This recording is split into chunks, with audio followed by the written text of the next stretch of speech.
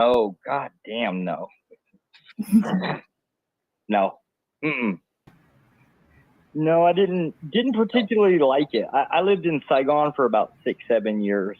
I tried my hand at teaching. Yeah, I didn't particularly like it. Yeah. So, so you don't like teaching?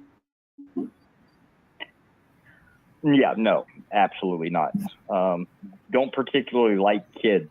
Well, not a lot of them, right? Like I'm fine with a couple of them, but a whole classroom full, no, absolutely don't. Yeah. So what is your job now? I used to work for State Department. Now I don't do too much of anything. Yes. So you are living in Saigon now? No, no. Now I'm in New York. Ah. So how on what time is it now in New York? What time is it? It is 11:17 at night p.m. On what time you go to bed? That's a good question. I don't know. Whenever I get tired, I guess. Wow.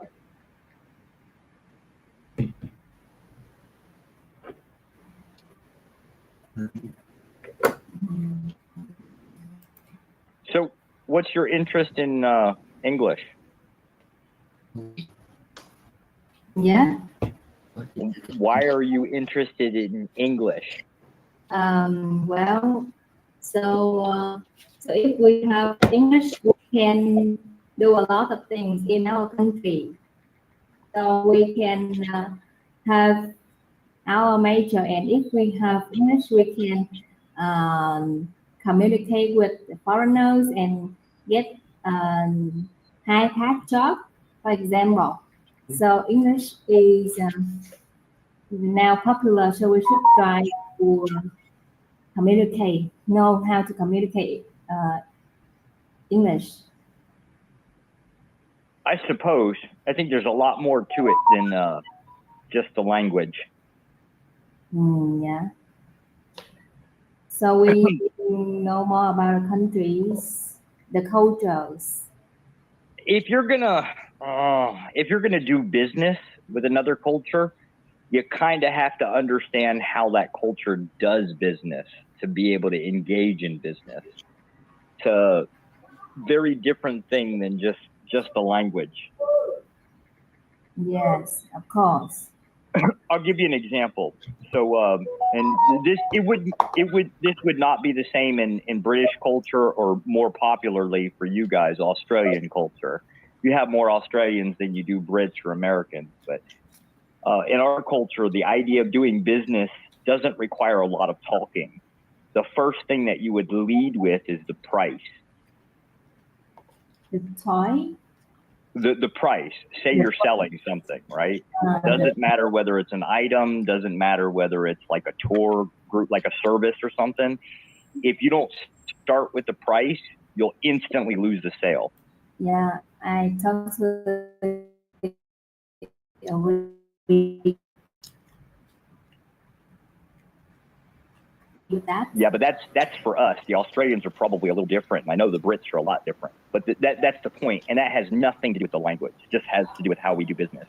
Yes. Probably the most frustrating thing I had to deal with in Vietnam was the information is treated like a commodity, meaning that if you wanted information, you had to pay to get it. To me, that was just an economy killer instantly.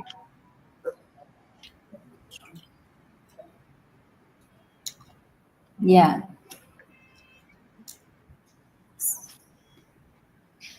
So, what is your job now in New York? So you are selling something? No, God, no. I'm technically retired, technically speaking. I don't. You are retired? Yeah, I own a couple businesses. I don't have to work a job like what you would think. Yes. So when you listen to your voice, so I guess you are middle age. I don't think that you are retired. Yeah, I'm middle aged. Retirement has two meanings. It traditionally it meant you were of age to draw Social Security, or in your guys' case, like old enough to draw pension. For us, because our economy isn't based off of that, it doesn't really have that same anymore. So like retired just means that you're not obligated to work a typical job. Same thing with self-employment, right? As soon as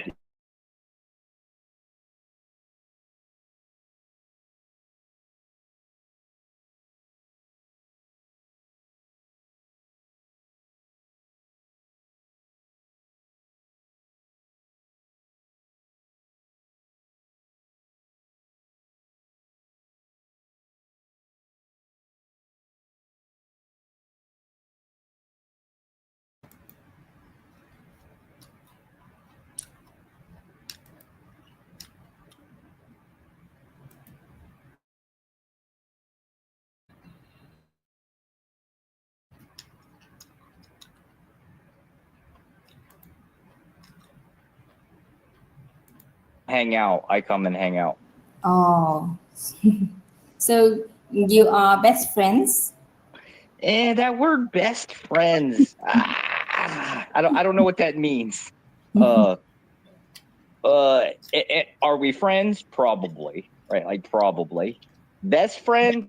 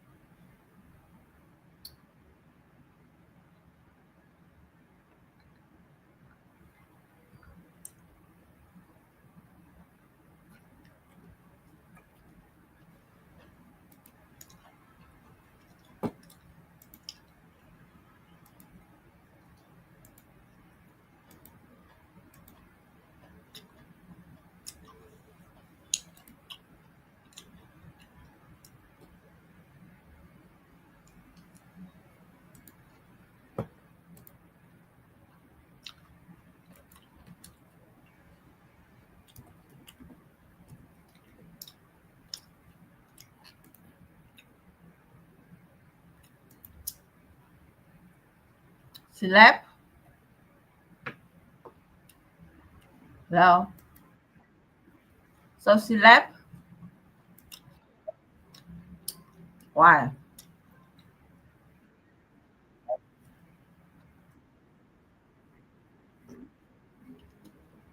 Okay.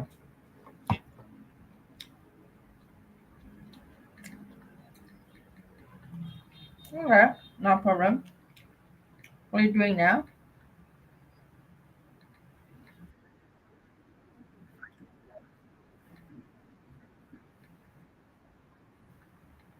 So what happened with your stomach?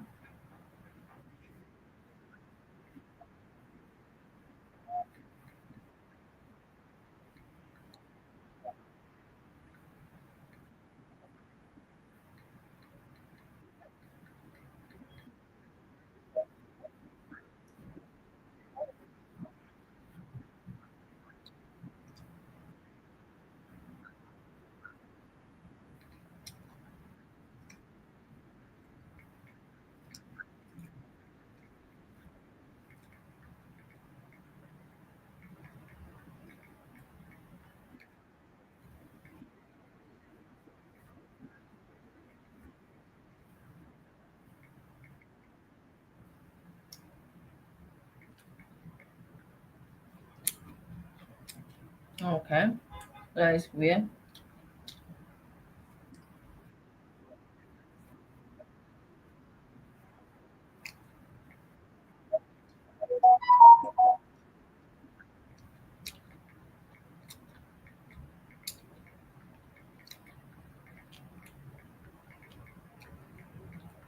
Yeah.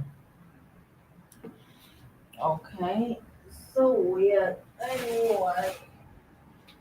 Oh my god. Been a long day.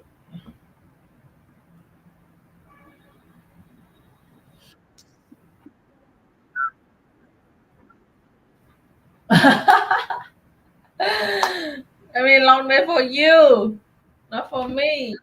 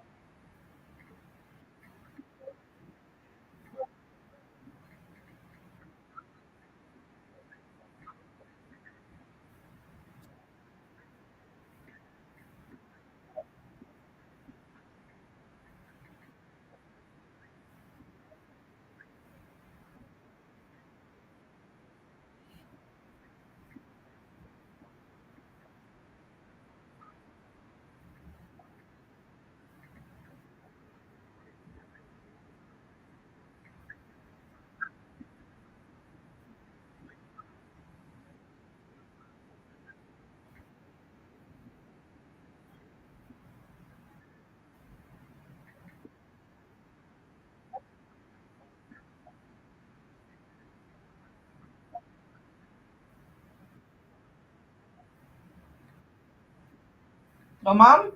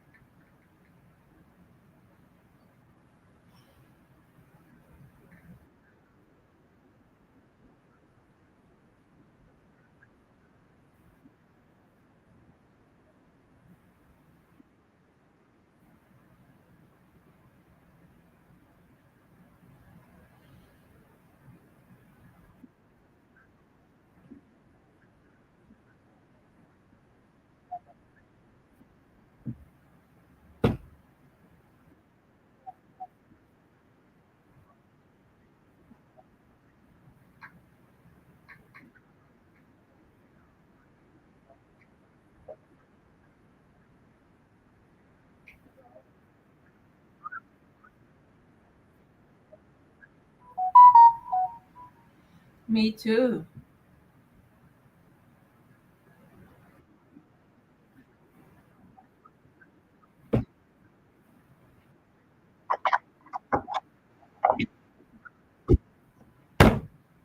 Very quiet because we don't like very the we I don't see crowded like in the elevator in the mornings like disasters to me. So like every morning I come downstairs and no one beside me and my son. But one of the times there also there are kid and a mom also together in the same elevator. But it's four people in the elevator, so it's okay. Uh, but we only have seven elevators and yeah, it seemed like Hanoi to be busy, but we also very not very quiet, but like it's no one care about you. So of course I also can turn my music as loud as I can and can walk naked the in my house, but it is so I think it is peaceful here.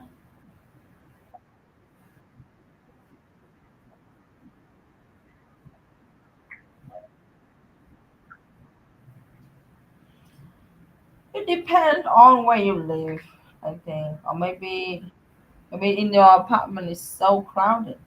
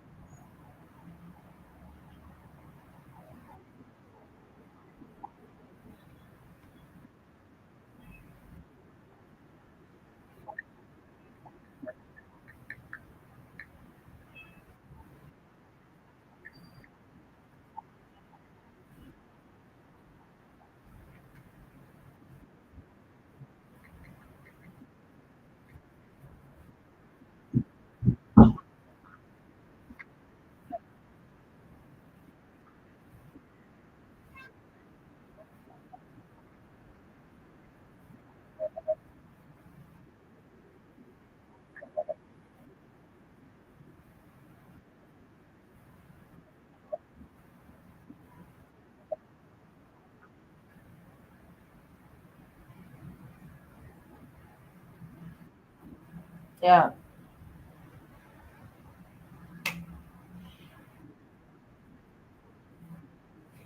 The carpenter?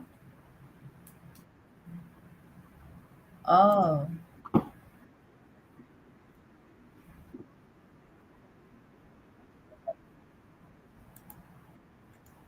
yeah.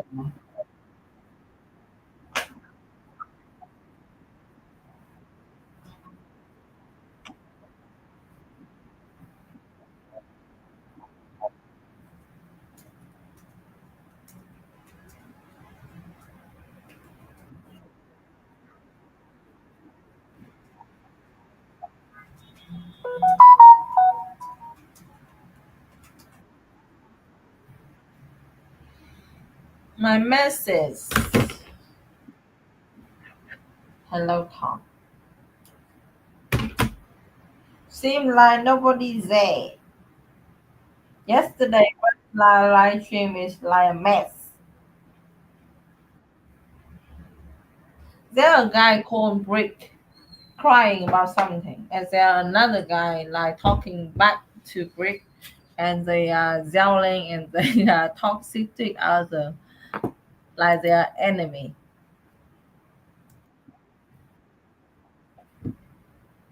I want to join at the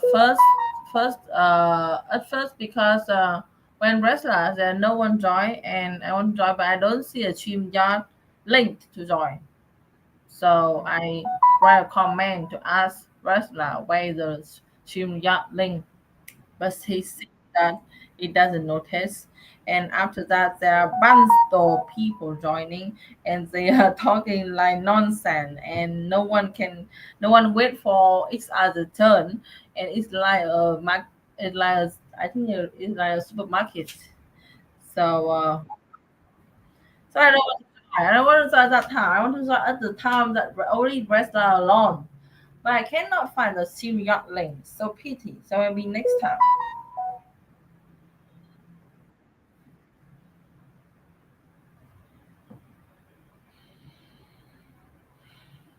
It's so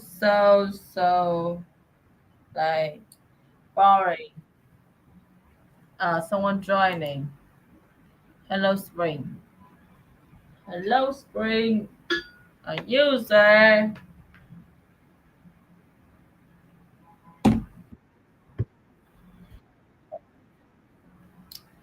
I don't know. It's not her. His or her real name.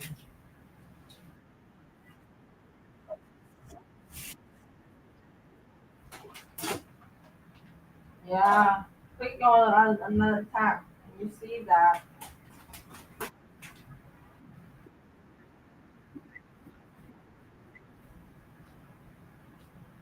season of the year. Hello, Zayhan Guadron. Originally is was Swan. Okay, so his her name is Swan. Swan in Vietnamese, yeah, it like Swan meaning spring.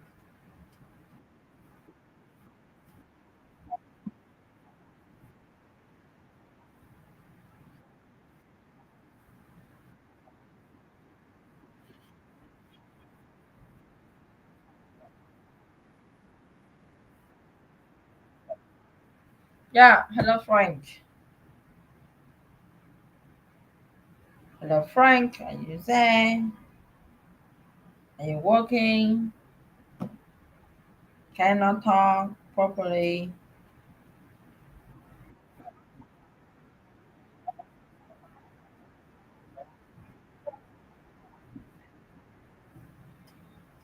English name? Why?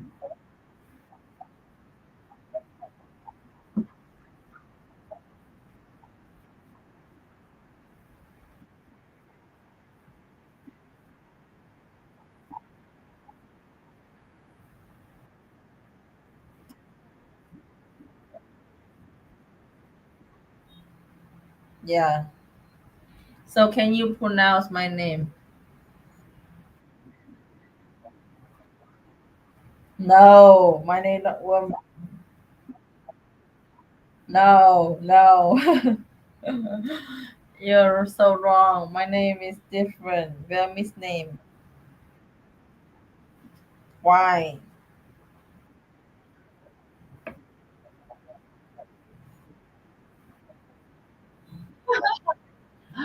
Oh my god. So much like you want woman to be like a slave to you. Like right?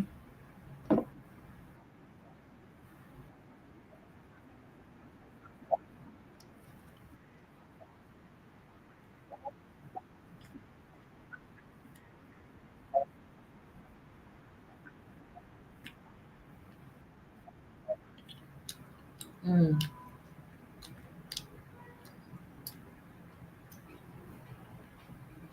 okay.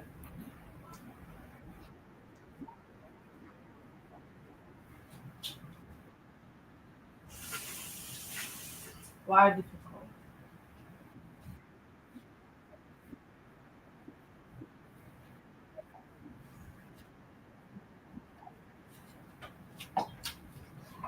Brave nature. Okay.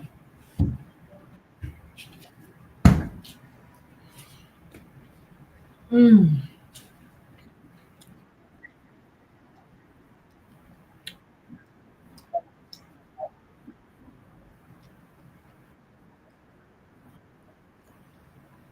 Buy a motorcycle.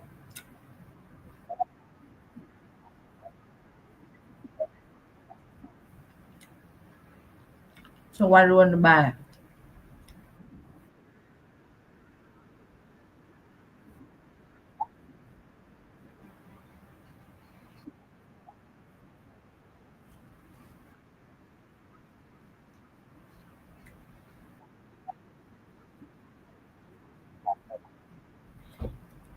I know.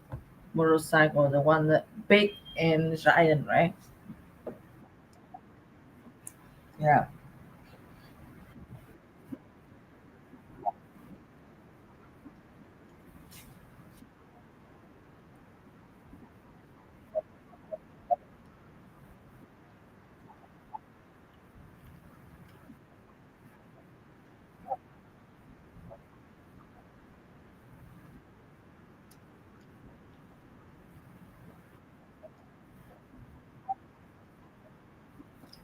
Mm.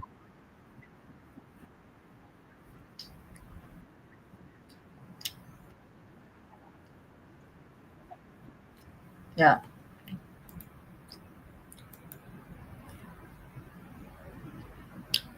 Okay. Hello, John.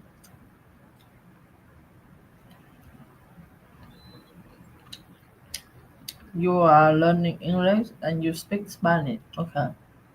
Can you speak now?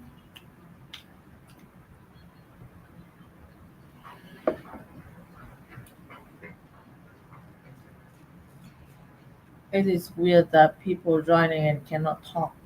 They listen and typing.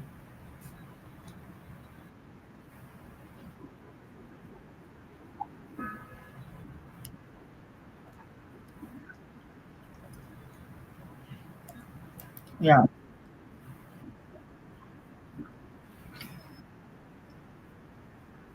Yeah. Another newcomer. Taxi driver. Hello.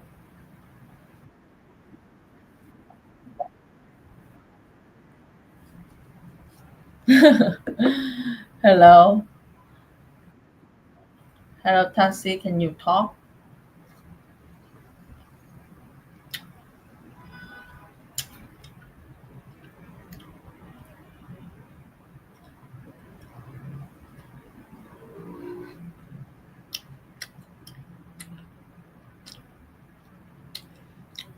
Can you open your mind?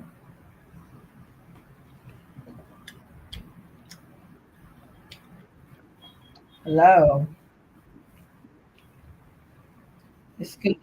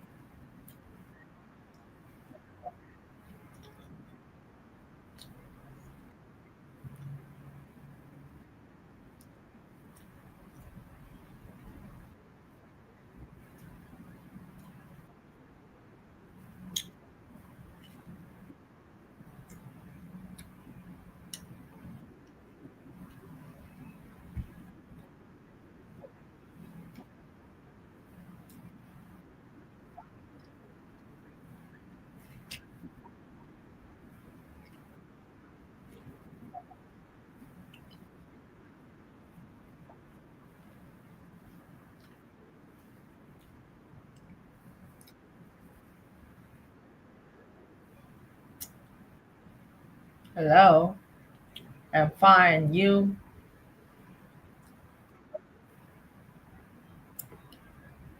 Where are you from? India. Okay.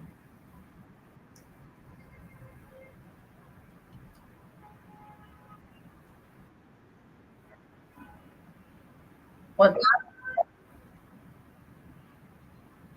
Come again?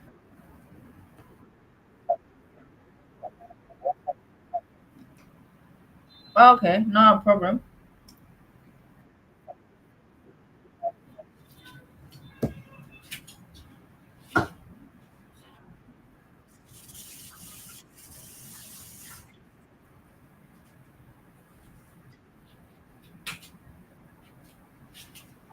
Okay.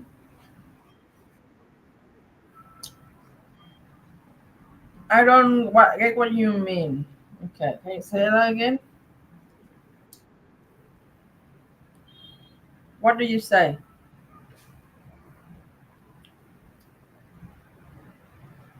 Okay. He left. That's good.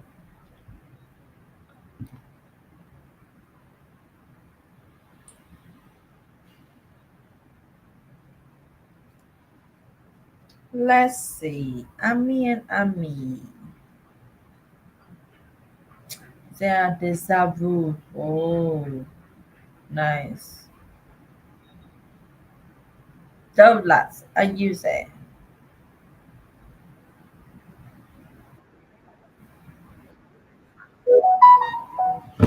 You should sleep now. Now it's already like midnight, right? Yeah. So sleep now.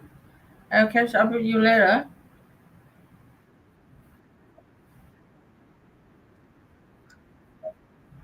Yeah.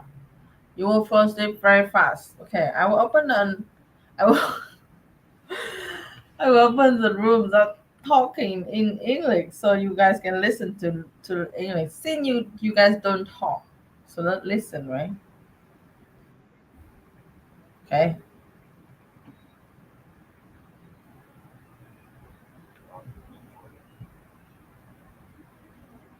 Definitely not. I'm very opposed. I think I think it's we do a lot less of that here, Eric, and it's still too much. I think the kids they should go to school and they should have shorter class periods. They should have fewer subjects, but more important subjects, and they should go home as soon as possible. They should be playing sports and being kids as soon as possible every day, and they should have great weekends of going fishing and doing exploring and doing cool stuff, going camping with their families or hanging out at the house or doing projects. being kids. They should be doing. And if they're learning the most important Yeah. subjects,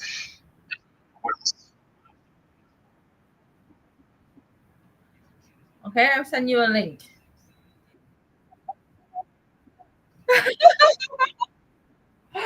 Okay, okay. Okay, I already sent to you.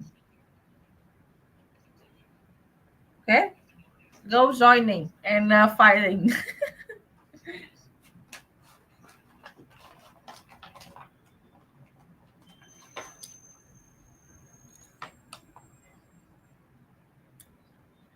is the language, specifically is English, because it's widely used in the world, and other like no, Latin.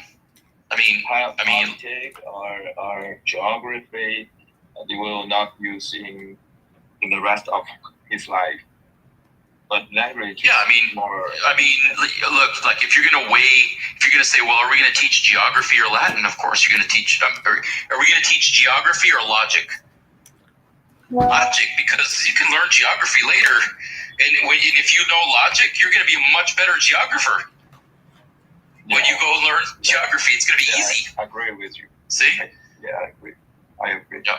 Giving them the most basic skills, Latin is crucial for an English speaker. I don't know about Asian languages, but for all the Western languages, Latin is crucial. Mm-hmm. Crucial. Yeah. Basic. You know, some like basic. No, I don't know what you're trying to say. I mean, it's crucial. Is what I'm saying. It's crucial. I mean, crucial is something. The word like equals to basic language. Is that right? Hold on, we got a total loser in here. Pathetic. Hold on, I'm gonna dismiss this loser. How can anybody argue with this? What? Oh, Douglas is against learning logic. What an idiot. Pathetic. Have a nice, stupid life, Douglas. You idiot. All right, there we go. Okay, Mark. No, it's not. What an idiot. It's nice talking to you. He's just being a troll. Anyway, sorry about that, Eric. Sorry. No. I'm going to have my lunch. Thank you. Okay, thank you, Eric. Talking with you. Congratulations. See you next time. See you next time.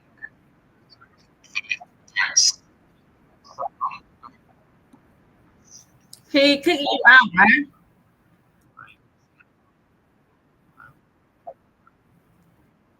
Welcome. You're the gift.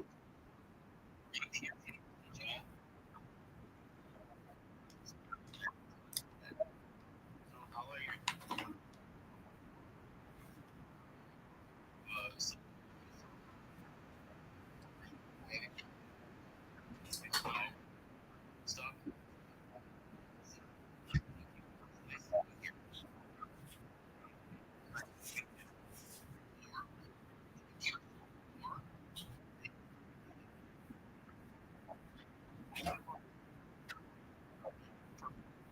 No, you need to son, I'm trying to see any guest, anybody walking. Thank you for everything. Okay. Okay. I'm trying to teach you the way we say it. Okay.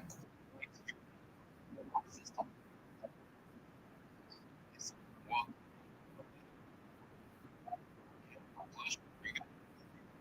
Okay. So what's Yeah. first of all, as you talk with Eric, Maybe he. no. Thank you for joining. I'm saying. He kicked you out. I know, right? He.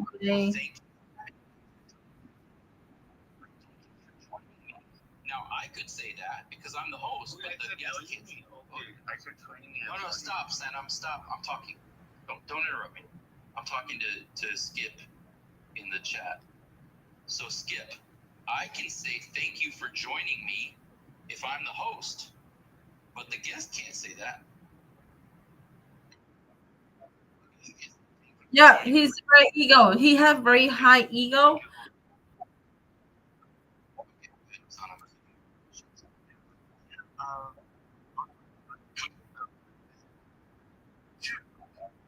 Alright. Sure. Thank you so much. Guys, I'm gonna go back to the class. Well, the relationship coming up in just a second. And everything that I'm teaching you to study through the class.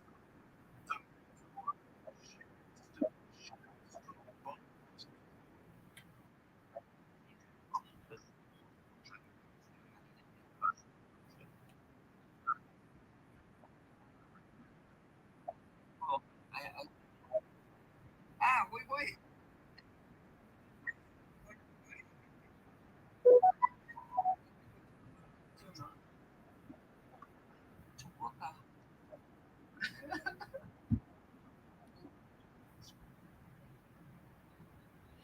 There is another room is from the black guy. I think this guy is nicer. But anyway, I still say it.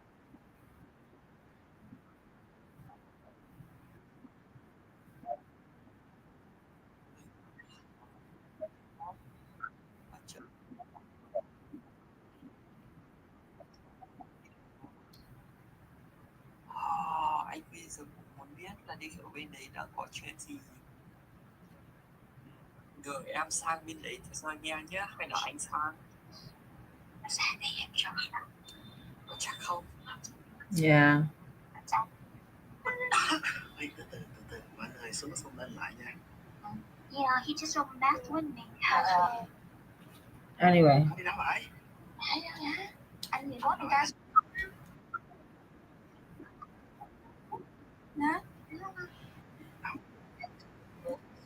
He won't debate to you. He will like fuck you and fuck you around something like that and kick you out.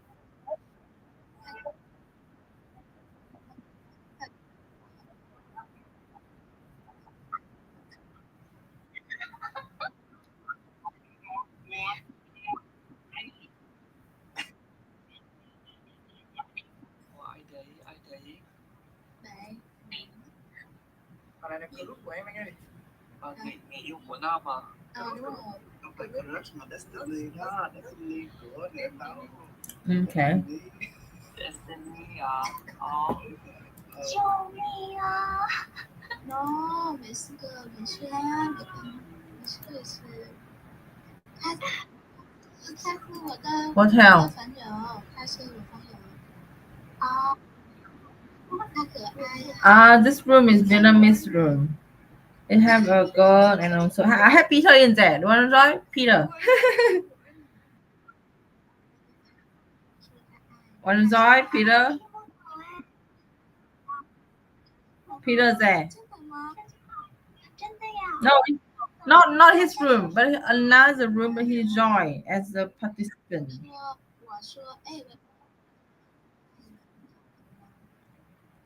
But the number of speakers already full. But they all speak Chinese. Fuck that. Sao mà quậy à baby? Đi sư quậy. Có hiểu hơn Peter. Em chỉ hiểu tiếng này, anh chỉ hiểu tiếng này đúng không? Anh chỉ hiểu quái gì thôi. Đây, chỉ biết một câu đấy. Chỉ biết một câu đấy à? Rồi, đừng như kiểu thế. Không, anh Peter chỉ hiểu câu này này cậy quả hỏng bao thôi. Gió quá. Bây giờ đi vườn hoa mà gió cỡ này chắc bị mưa luôn. Chê muốn nghe vãi là đi cũng ngu quá. Oh God, thôi anh close my eyes chỉ xoay toàn nghe thôi. Nam nói đi Nam. Nói bạn thì có hiểu đâu. Hiểu. Bạn đi. Chị nói tiếng Anh đi. Nam, ở trong phòng này là để em có mấy cái người phiên dịch mà em cứ nói đi. Đúng rồi. Đúng rồi. Phải nói từ từ chứ tự nhiên cái mở cái câu đầu ra ai này ai mà tính. Quay quay. Mở mic lên em. 龟龟，你可以开麦吗？他经理。啊，你叫我干嘛？ Quay quay em có người yêu chưa? 他说你有男朋友吗？我有啊，我有啦。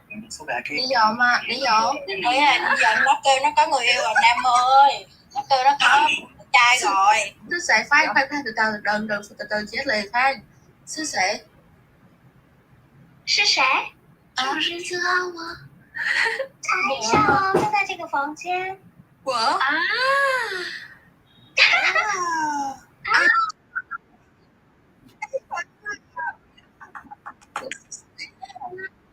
！không á? Yeah. Cái gì hỏi em sẽ nói vậy. Ý là hỏi có bạn trai chưa, nó có rồi mà trong phòng này nè. Đã. Anyway, in the room is American tonight. Let's see go to advanced You room. think I'm a fool. You think I was born yesterday, right? So yeah. Now, what about this? Like, let's say I'm talking about Rania. I say, you know, Rania is a chismosa.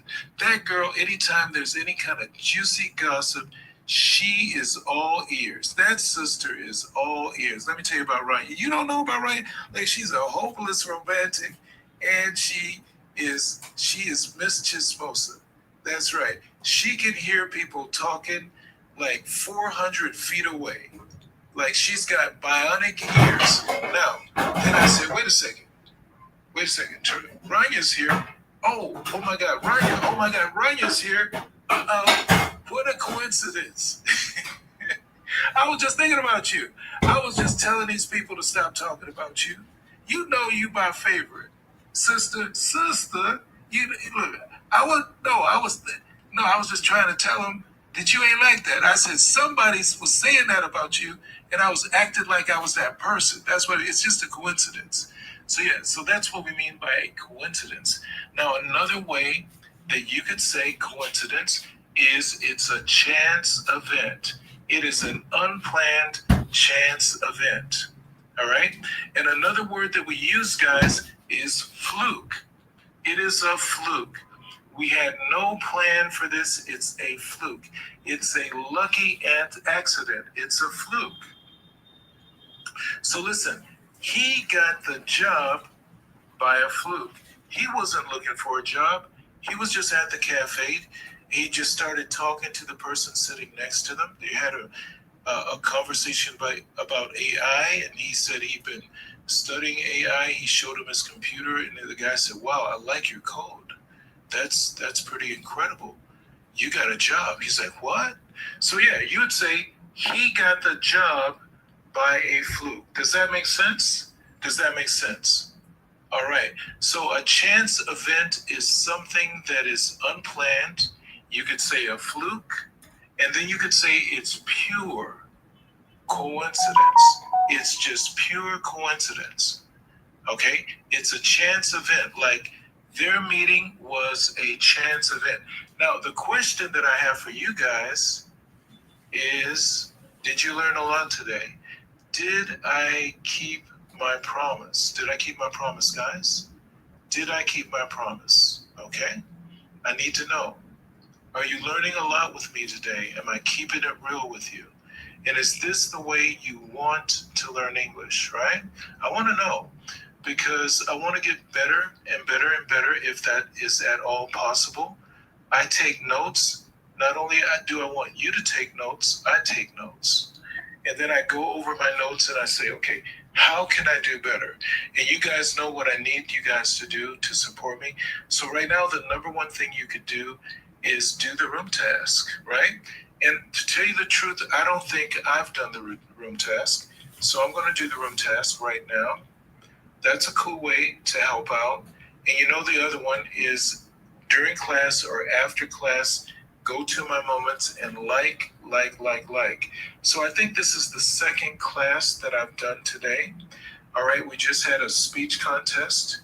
If you want to be a part of the speech contest, and get gifts and win prizes, you can go to My Moments, the one titled membership.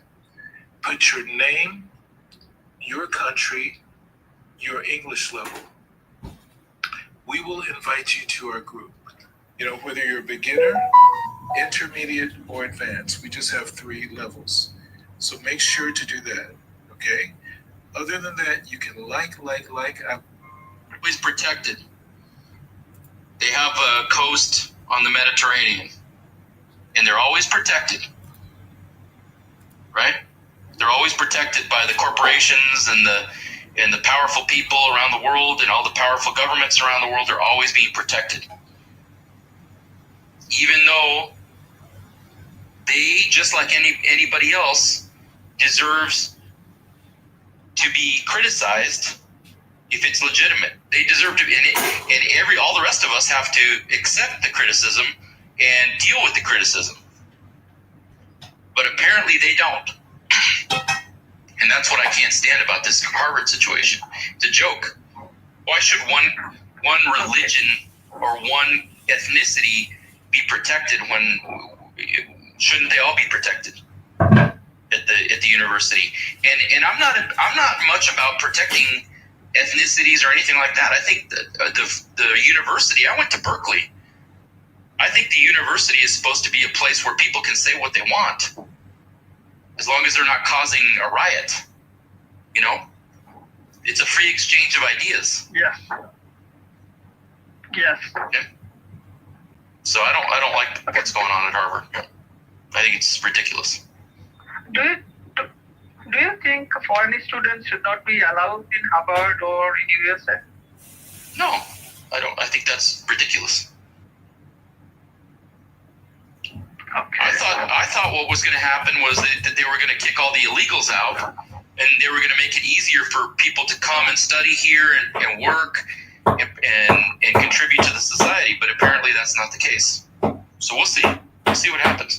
Maybe they think there's an abuse going on, but I don't like what they're saying, that the abuse is because that certain group of people that we can't say their name is being criticized, right? Yes. And that's the part I don't like. Yes. Okay. All right, Amir, thank you. And Go ahead. may I ask you another question? One more question. Yeah, very quickly. Yep, go ahead. Okay. So USA work with the freedom of women. They talk Freedom about of what? women rights, freedom of women. Freedom of everybody. See, now you're picking and choosing winners and losers again. Amir, the United States is about freedom and equality under the law. So you don't say freedom.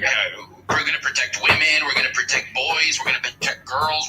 Everybody gets treated the same under the law. That's what it's supposed to be. Yes. When you start hearing protecting women, when you start hearing about protecting women as far as the U.S. government's protecting women, I start suspecting that there's some kind of agenda at play, and that's usually the case. No. I am asking you this because you mentioned that the wives of police officers, they are tortured. So that's why I am asking about the freedom of women, that you explore and you spread it all over the world. But in your country, in reality, there is no freedom of women, and I think women. There's no freedom of men. There's no freedom of men either. There's no freedom of men either, Amir, because we have almost all the kids go to the government schools. Right there, we don't have freedom at all. Right there, and then we have police who are complete tyrants. They're totally corrupt. They run the drugs. Okay, they do. They run the drugs. That's a fact. Yeah. It's totally corrupt. So we don't have freedom there either. So, and do you think that the police like to beat up women or men more? I don't know. I think it's about equal. I think they like to abuse everybody. Yes, I agree. Yeah. Okay. There you go. One more. All right, thank you, Amir. Thank you.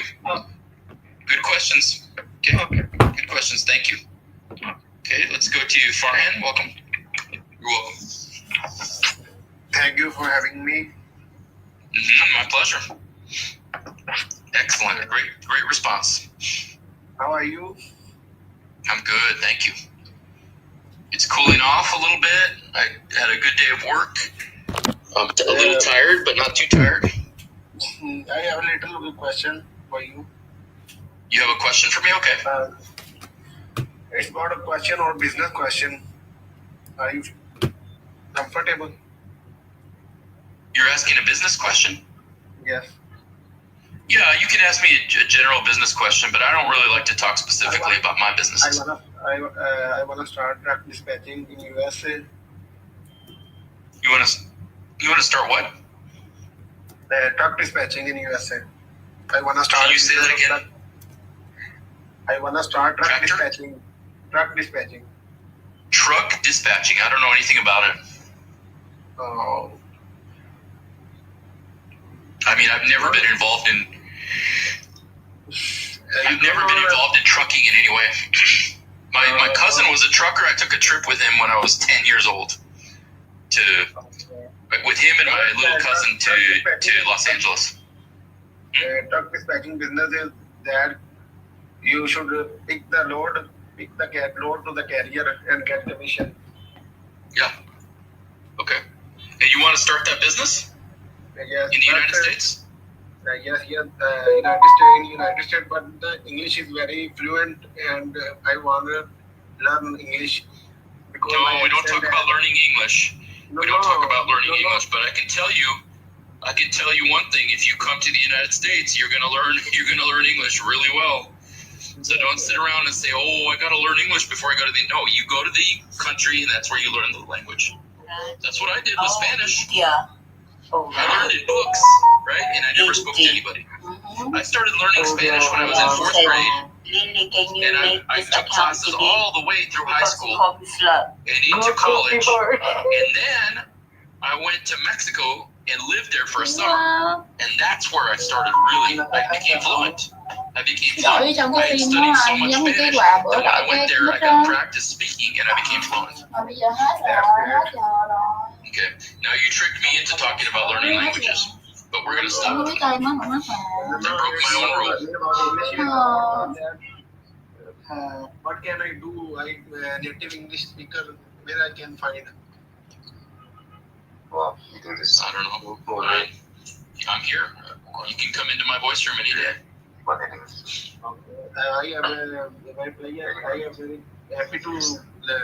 am very happy to hear you. Well, I'm glad to hear that, Farhan. Thank you for being here today. I appreciate it. It's good to be needed. It's good to be needed. Thank you. All right. Thank you, Farhan. Okay, so let's go to the next person. Number 5 from Pakistan. Go ahead. I think it's Pakistan, right? Yes, Pakistan. Okay. Hi, how are you? Your child, yeah, I'm good. or like again, someone you're in a relationship with, yes, sweet dreams. But outside of that, no. Yeah, it's a mature man. I mean, he's 40 something. So, okay. But we chat every day, and I think just every day to say goodnight is kind of. So I wanted to find some new ways. Thank you so much. You're welcome, sister. All right. Do we have any other questions here? Do we have any? Go ahead and mute, please. All right. So, do we have any other questions? Hello, Mr. God. Hello. How are you? I'm good. I'm going to ask you a small question about the phrase verb. Sometimes come together, sometimes separate between it. How I know that is a rule or just I know the meaning. Okay, so yeah, with phrasal verbs, I teach phrasal verbs, so you would have to come to my class, and then you would have to go through the phrasal verbs with me, and I teach all of the differences between the ones that go together and the ones that are separate. I do teach those, in my class. Your moment or? Well, both. In my moments, if you study my moments, there are a bunch there, and then I do it in the class as well. So yeah, I teach those, and I teach them extensively. So yeah, so you can find that in my moments. Yes, phrasal verbs, absolutely. And I'll teach you the difference in between when they're together and when they're separate. And they do have different meanings when they're together and when they're separate. Absolutely. Okay, thank you, Master. Yeah, now I don't have them in front of me right now to go through any, and I can't think of any. If I think of anything at the top of my head, I will say it, but right now nothing comes to mind. So yeah, but there is a difference, and thank you for noticing that. Yeah, there are some phrasal verbs where it seems like they're separate, and then they're together, and they do have different meanings. Teacher, also, is there some time or just phrasal verb or? Is there some time? Phrases general? Coming in and out. I can't understand what you're saying. Okay, could you? Is there some type, yeah? In general, phrases. Is there some type? Is there some type, teacher? The phrases general. Okay, I'm looking at what you're saying, and I don't exactly understand. Let me see. I'm gonna read it. In your moment, wait. Where are you? I'm looking for your comments. So you said, and first is general or just, and first is, I don't know what that means. What does that mean? First is general or just. What does that mean? Okay, Mohammed, it's a little bit noisy there. Listen, what I'll do is I will make sure to teach some phrasal verbs tomorrow. But yeah, I was having a little bit trouble understanding you. I don't know if it's the background noise or your English level. But what I'll do is this. There are some things like phrasal verbs, but I can't think of any right now. Like, let's see. Maybe, just give me a second. Let me see if I can find one in my notes so we can understand. Let's see. Okay, so how about this? We can do it like this for everybody. So you could say, take off. Take off. That's a phrasal verb. Everybody take a look. This is what we're talking about. Let me show you. Take off. So take is a verb. Off is a preposition. So that would mean take off your shoes. Everybody take a look. So you could say she took off her shoes. Now what about take off?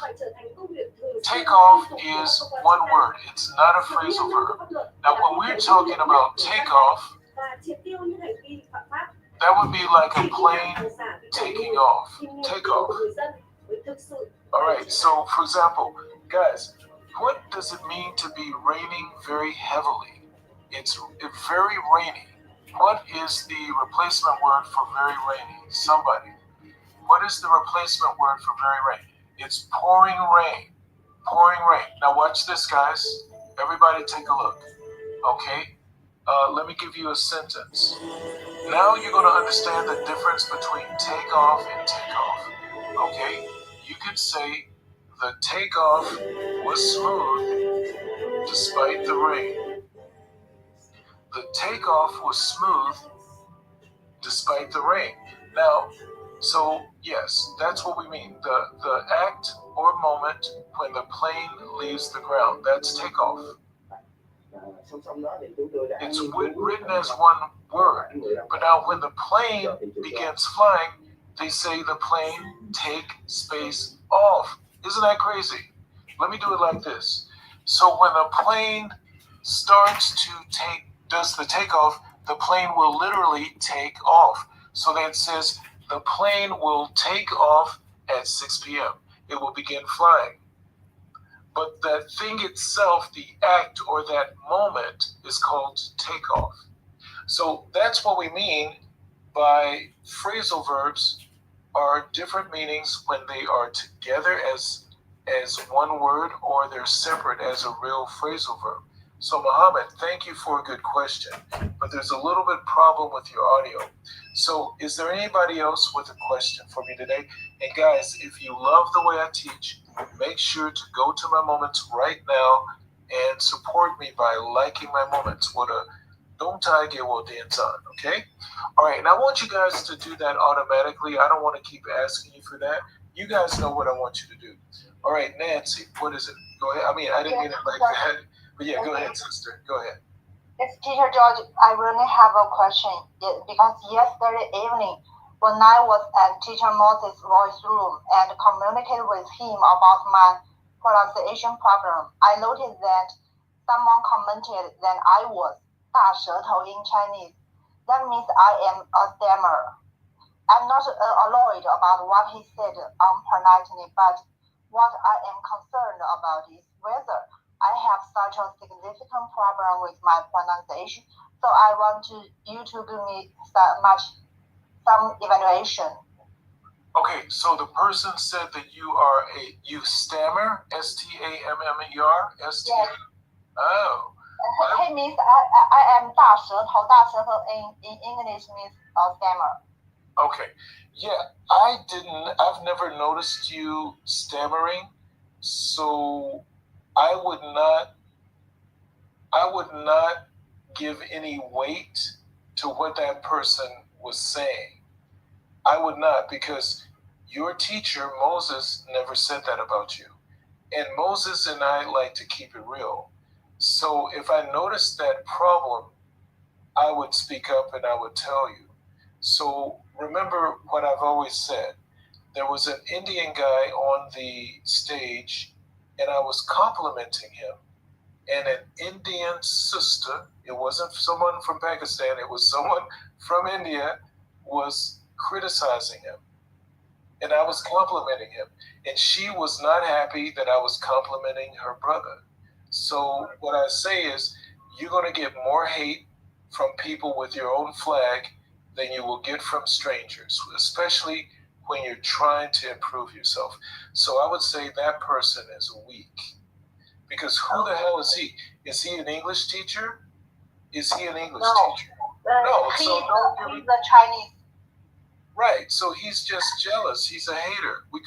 Listen, let me give you a word. Hater. That's what we call a hater. He is just a hater. Okay. I know. So if Moses did not say anything about you stammering, then why would you give weight to somebody who's not? It's just like this. Like when I'm in Japan and I'm speaking Japanese, and let's say there's another American, and he's number one, he's looking at me. He might be laughing at me because, okay, look at this guy. What is he already? He can't speak Japanese. He's just already like judging me. He's how this guy's probably an idiot over here. You know, girls all the time. One like that. All right. So napa bakari de show. But then when they hear me speak Japanese, they're like, oh my God, his Japanese is. And then now he's gonna age ashio todo. Now he's gonna nitpick my Japanese. He's gonna find something to complain about to make himself feel good. That's all it is. That's what. So I would discount it because I'm telling you, there's not a problem. You're not a stammerer at all. You're not a stammerer, not at all. Okay, thank you. And besides this, I have another question. It is, can these two words, authoritative and exchangeable, be exchangeable in communication? Okay. So authoritative, and what else? And exchangeable. Okay, so let me know. Yeah, alternative. Okay, alternative. Okay, so the two words are alternative and exchangeable. I would say no. No, I would say no.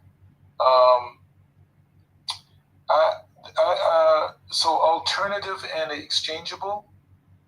You want to know if those two words are synonymous? Have the same meaning. No, I would say no. I mean, because alternative, they're similar. There's some overlap. Yeah. So let me give an example. Hold on for a second. Let me look at my notes and see if what I have in the notes. So just give me a minute.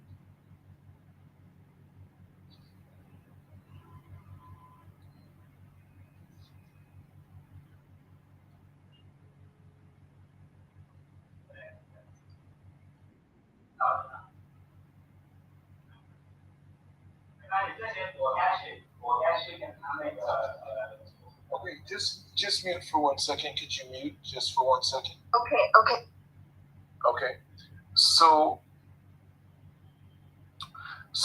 what I have for the meaning for alternative is this from my notes. So what I want you to do is read this definition of alternative. Now, when I say alternative, it's kind of like, jayo means oil or gas, fuel, right? Jayo is oil or gas. So we could say solar energy is alternative to gas.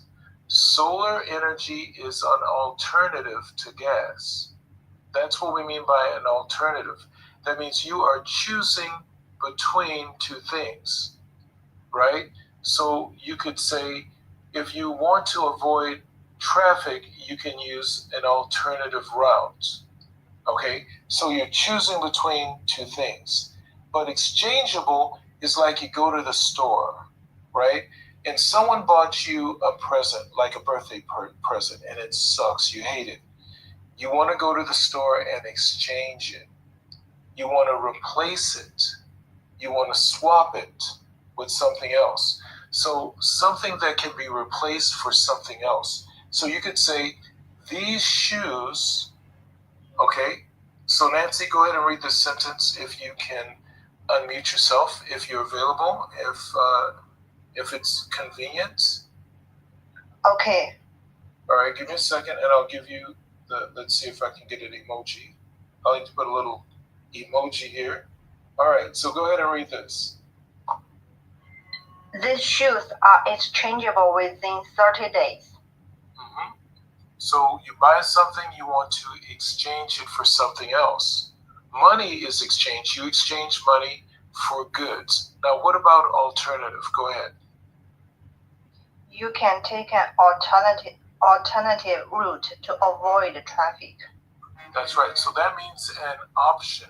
That's an option. So there are differences. They're different. Okay, I got it. Thank you. You're more than welcome. All right. So let me just double check with the audience. Did you learn a lot today? Was this helpful? Did you learn a lot today? And if you did, make sure to go to my moments either now or after class and like my moments. I'd really appreciate that. Now, there are some people that I want to thank for helping me out. All right, so give me 1 second. I'm just going to thank a few more people. And one of the people that I want to thank is, let's see, who are we going to thank here? So I can see that we've got Nima, thank you.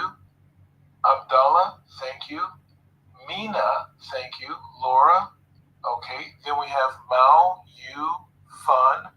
Mao Yu Fun, that means a catfish meal, okay? I don't know. Mohammed, thank you.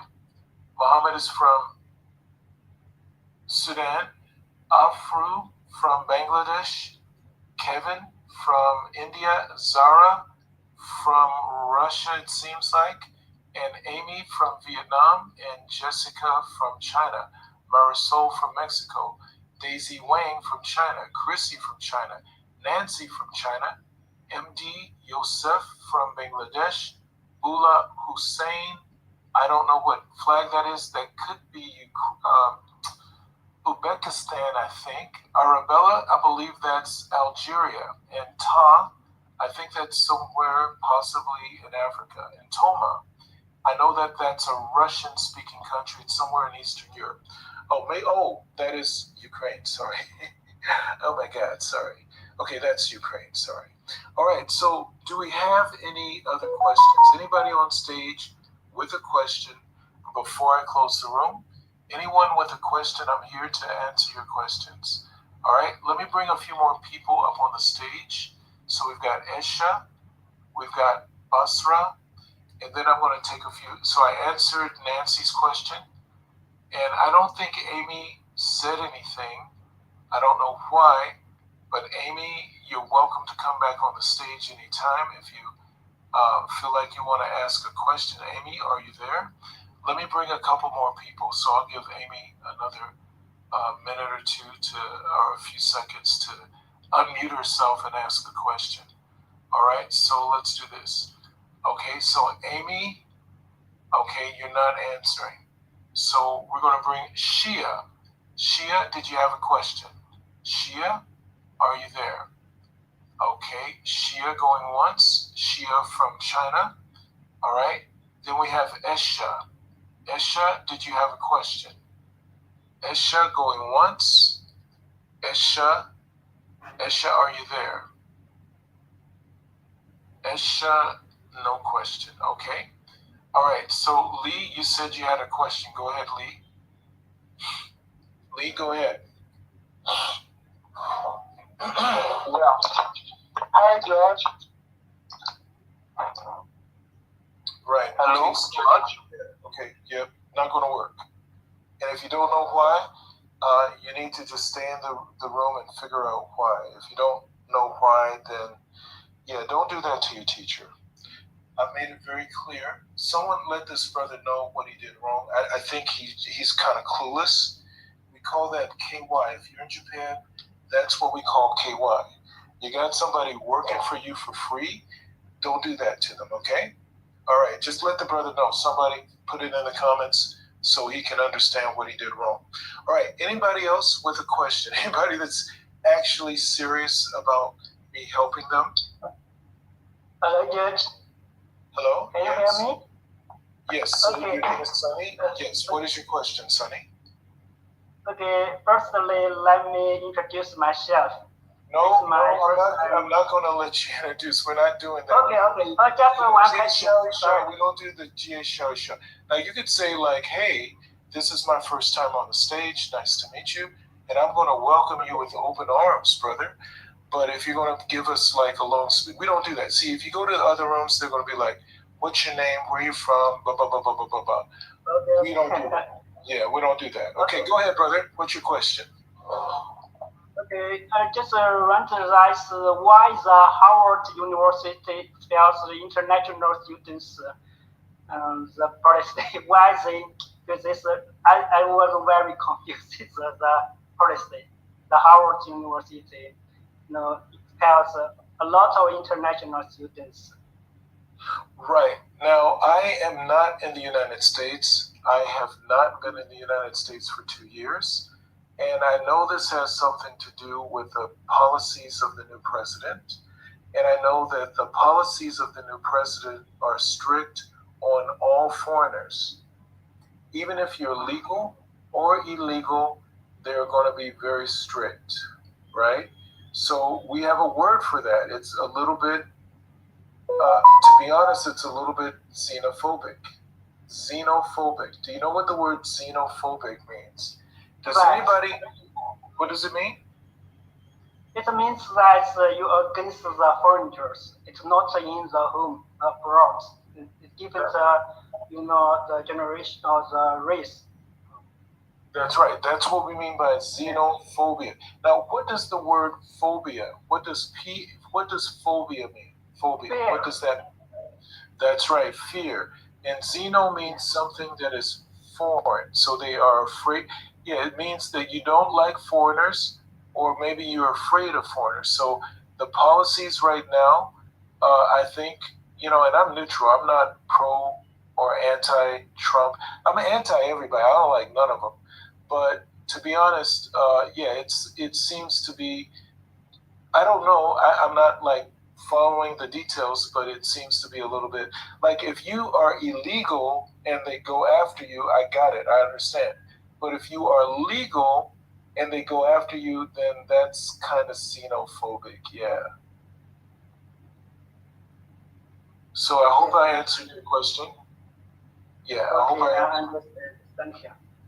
Yes, yeah, I don't necessarily support those policies. I don't know the detail, and I don't know the story. There is a story about the people who I don't know, like, did they commit a crime? Did they make a mistake on their visa? I don't know. So I want you to read this for us. Go ahead and read this. This is going to help everybody. Go ahead and read this. Read it out loud for us. Okay, I'll read it. Externals means A, same, B, strange or foreign, C, animal. Okay, so the answer is going to be B, which is strange or foreign.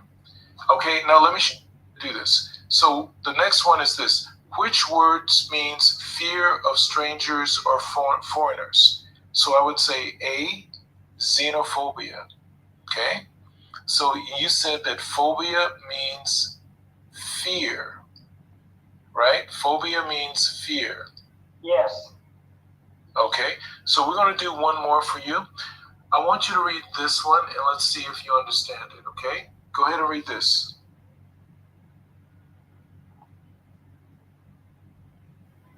Which word means fear of what? Which words? Oh my God! Which words mean the fear of haze? A, claustrophobia. B, actinophobia. C, acronophobia.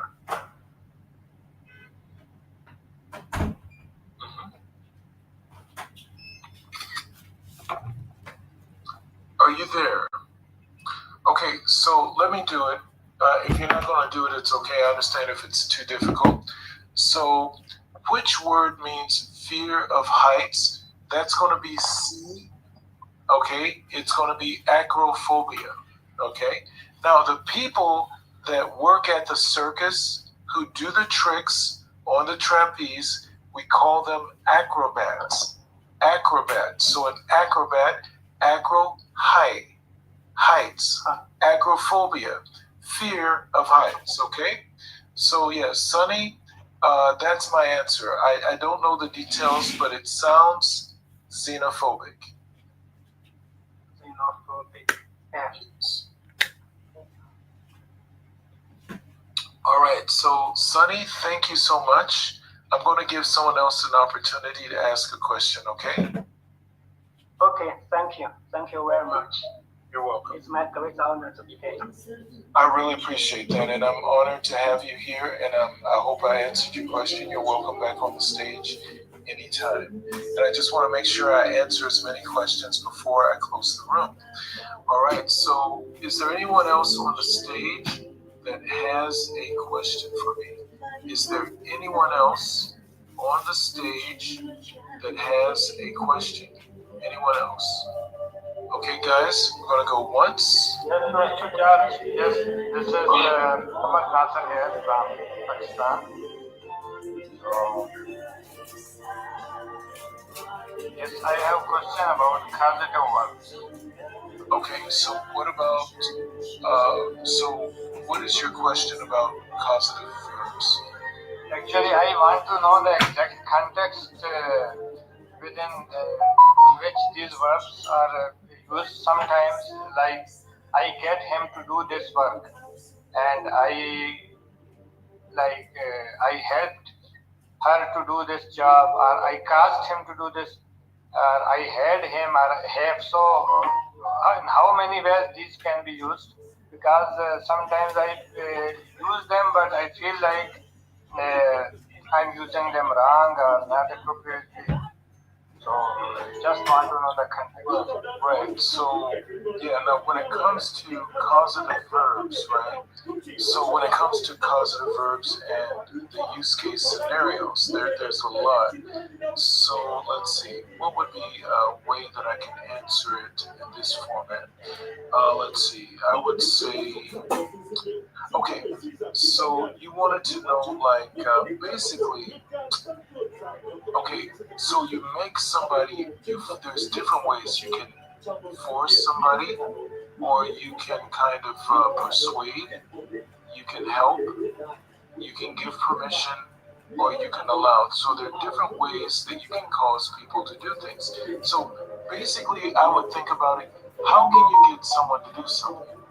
How can you get someone to do something? Just think, write down a list. How can you get someone to take out the trash?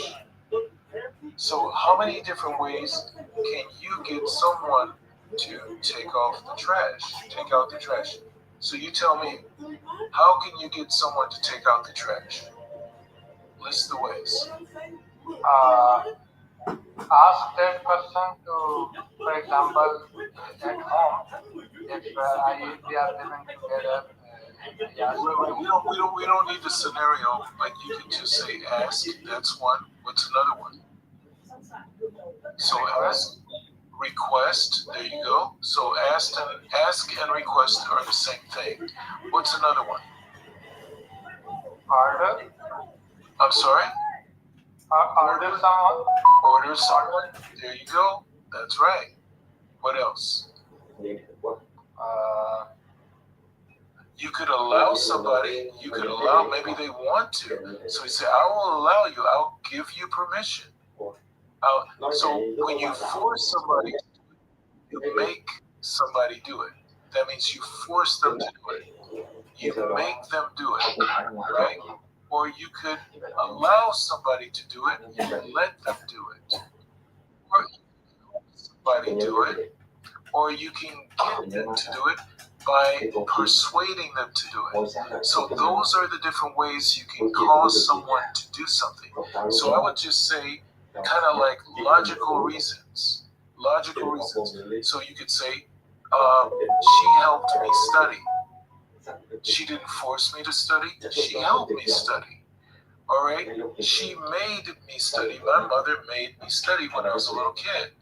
Or you could say, my mother got me to study. She convinced me to study by saying, if you study this weekend, I'll let you play sports. But if you don't study, you can't play sports. So she got me to study. Does that make sense? Yes, sir. Yes. That's clear. Yeah, so I would say that it sounds like, do you have an English grammar book? Yes, I still remember during my school days, once our teacher, he explained these verbs to us, but I was confused during that time as well. So it's still stuck in my mind. So yeah, when you ask like about questions, because sometimes we hear people using these things but interchangeably, but Muhammad, I mean, we don't need to go into the whole backstory. I'm just being straight with you, brother. I'm here to help and answer questions. So I think I might have helped you a little bit. So what I'm going to do is I'm going to give you some ways that you can use these causative verbs. So what I want you to do is I would like you to copy these. All right? So make, have, let, or you can get somebody to do something, right? Or you can help somebody do something. So these are the major ways. This is kind of like the structure of the causative verb. So, for example, get, you can say get plus the person plus the base verb. So I got him to join our group. I got, who's the person? Him. To do what? Join. I got him to join the group. Does that make any sense? So I got him to join the group. All right? Yes, sir. All right. So I hope that was helpful.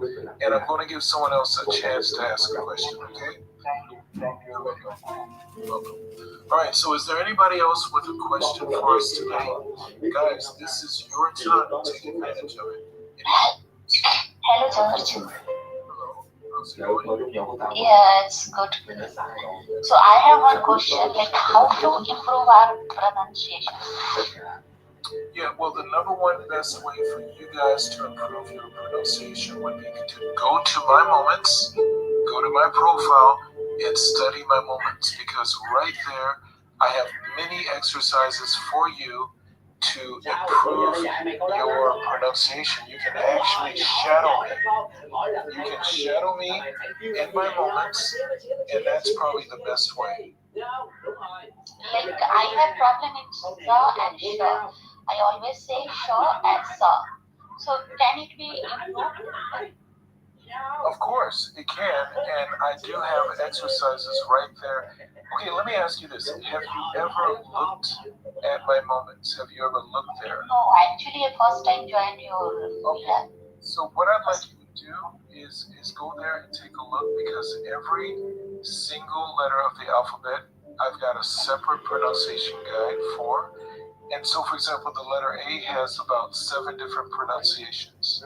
So there's the silent A, there's the A that sounds like E, there's the schwa A, there's the long A and short A. I've got all of those. In one post, you can practice, you can shadow me going through all the different pronunciations.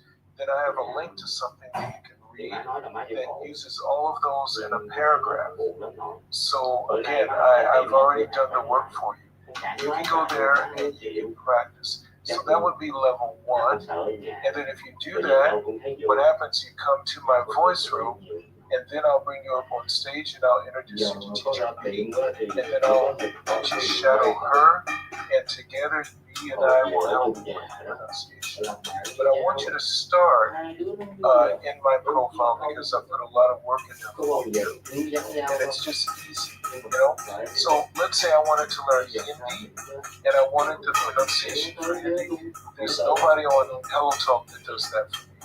That opportunity does not exist, but for you it does, and I hope you'll take a look. Okay, sister? Yes, thank you. And I have one more question. Like I'm a spoken English instructor, sorry, not English, Hindi instructor. So I teach spoken Hindi. So if there is one challenge for me, like if someone knows English, I'm able to teach them. But if someone doesn't know English, I'm not able to teach them. Like I teach in English to Hindi. Got it? I understand. So how do you teach a person who doesn't know your native language? That's a good question. I do speak a few languages already, so I do understand the perspective it is for someone to learn from scratch. And I learned Japanese from scratch. I learned Spanish from scratch. And I'm pretty fluent in both languages. Now I'm learning Chinese. So that gives me a deeper understanding that I can use to help my students. So I don't know. I have to think about that question. And right now here in the Philippines, I actually teach Japanese to Filipinos. So Filipino children. So I don't know. I mean, I never thought about it like that. But now what I want to do is I want to take notes. What are the words that you are having problems, or the letters that you're having problems pronouncing? For me, it's like I have already told you, sa and sha and jet. Like I'm not able to say you. You can also like I'm pronouncing incorrect. Okay, so the last word. How do you spell the last word? I didn't get you. Okay, you gave me 3 pronunciations. So you said sa, sha, and something else, but I did not understand. That is like I'm not able to pronounce zebra, Jew in a proper way. Okay. So I will post something. I'll make sure that I've done something with zebra, the letter Z, and I will make sure to put it at the top. I'll repost it today so that you can read it, okay? Okay, thank you. But I will have to do it after class. I can't do it during class, okay? So you said sa, sha, you, and zebra, correct? Yes. Okay, so let me take a screenshot, and then I'll work on that after class. All right, so thank you so much. And guys, I'm about low on energy now. I think I've been here for more than an hour. So guys, if you like the way I teach, if this has been helpful, go ahead and mute yourself. I'm gonna mute you real quick. What I want you guys to do is make sure to go to my profile and give me some likes, okay? Make sure to go to my profile and give me some likes. Now, we do have some people that might not be fit for this room. Let me do this. Okay, bye. All right, so, yes, Basra, I'm going to close the room now, okay? One simple question. Okay, go ahead. Could you explain the difference between agitated and nervous? Agitated means that you are angry. Agitated means someone is making you feel not really anxious, but more defensive. So it's more like a fight or flight response. But nervous, right, awkward, means that you just feel kind of uneasy. You don't feel comfortable. So you're very uncomfortable. So agitated is more like I'm ready to fight or defend myself, but the other word you used is more like you feel uncomfortable. All right? Okay. All right, thank you. All right, so guys, I'm pretty exhausted right now. I've been here giving you guys an hour. I've given you guys more than enough opportunities to ask me whatever questions. So I think I, as a volunteer, deserve to get some rest. I hope you guys. Now, if you really like what I've done for the past hour, I would really appreciate it if you go to my profile right now and give me some likes. So let's see who is supporting the teacher. Let's see who's supporting the teacher. All right, so let's see. We've got, all right, Nora from China, thank you. SGH, thank you. Jerry, thank you. Bill, Arim, Zaid, Rosie, Peter Lee, Lynn, Mercy, Diana, Gia, Nima, Abdallah, Mina, Laura, thank you so much. Okay, we've got, what is that? Mao, Yu, Fun, thank you so much. I really appreciate the support. You know, a lot of people want me to answer their questions, but then a lot of people show me appreciation, like Carolina. Carolina is from, I believe, Peru. Jerry is from China. Tandem, just now from China. SGH, Jerry, Rux, Aryam, Zaid, AE Will. Okay, I believe you're from Haiti. Ivy, Rania, Rossi, Peter, Mary, Gia. Thank you for supporting me. And guys, guess what? I will be back later on this afternoon in about 5 hours. I'll be back in 5 hours. So thank you for your support, and I will see you guys in exactly 5 hours. Now, a lot of the things that we were studying, immediately after class, I will post a lot of the vocabulary. So I want you guys to go there and do the homework. How do you do the homework? You go to the post, you read the definition, you read the synonyms, the antonyms, you read the sample sentences. Then you look at the pictures. You choose one of the pictures and you make up your own sentences.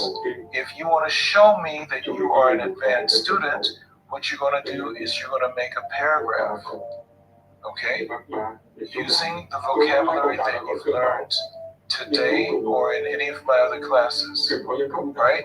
And that way it's easier for you to get on the stage because you say, okay, this person is a real student. So there's some people you see on the stage more than others, and a lot of people think I discriminate. Hell yes. Does George discriminate? Hell yes. Now some of the boys say George discriminates against the boys. Absolutely, 100%. Absolutely. All right? You know why? Because the majority of the people that do the homework are the girls. Boys don't do jack. All right? Very rare that I get a guy in the comments doing the homework. Now, think about a teacher. I spend 40 minutes, 45 minutes making a post to teach the students. And then I get 200, 250 people in the room. Then I look down there, I get 25 people doing homework. 24 female. One guy is sending me hearts and roses. What? Yeah. 24 females do the assignment. One guy is not doing an assignment. He's sending me hearts and roses. Okay? So that's why the girls get on the stage. See that? All right? So guys, do the work. Man, I don't know what's going on with the men. Listen, it doesn't make a difference what country, what language, what ethnicity, what religion. It's universal. The demise of guys. Okay? The demise of guys. I don't know what's going on. I don't know if it's something in the water, too much sugar in your tank. I don't know. But it's only the girls that are doing the work, guys. I have a speech contest, a persuasive speech contest that we've been doing since July of last year. We've had about 1,600 student speeches. Over 95% female. Why? I don't know. But I do know one thing. Usually when the stage has all the women who do the homework, right, and I'm helping them with their English because they're actually studying, I get a lot of guys in the comments complaining that they feel like they're being discriminated against. But guys, you need to step up to the plate. Okay? All right. So that's all I have to say. And I'm not apologizing for anything. We're men, so I want to say to the guys, man up. There you go. So the women are here to study. I don't know. The guys are here to tell me I look like John Jones or something, or to call me bro, or to be like, yeah. Okay, got it. All right? Okay, listen, hey, I got nothing but love for people, but I keep it real. I'm not going to lie, right? I'm not going to lie. So guys, take advantage because the women are kicking ass. The women have given thousands of speeches on the stage. They are. We had one lady today. This was her fourth win. I had to send her the Golden Lions ring today. That's like, was that 400, $399 HT coins for that to send for her prize because she won 4 times. But I don't really have any guys that I've ever sent that ring to because they don't. Maybe I get a guy who wins twice at the most. Maybe there's like 2 guys, Vinky and Ryan from China. Vinky is from India, and then Ryan is from China. That's it. I can't think of any other guys besides those 2 that have won in the last 6 months. So what's going on? I don't know. But a lot of guys are angry. But I say, yeah, you should be absolutely angry at yourself. You need to be mad. Look in the mirror, bro. Look in the mirror and be angry at yourself, guys. You've got some people here. I've got 15 students as moderators. I'm working with 5 or 6 teachers, not including myself.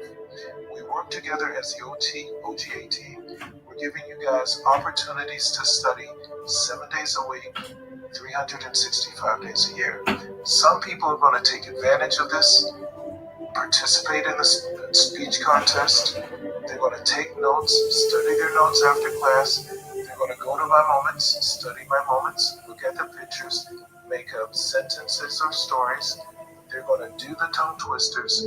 They're going to do the pronunciation practice. They're going to go to B's moments. They're going to study there. They're going to shadow B.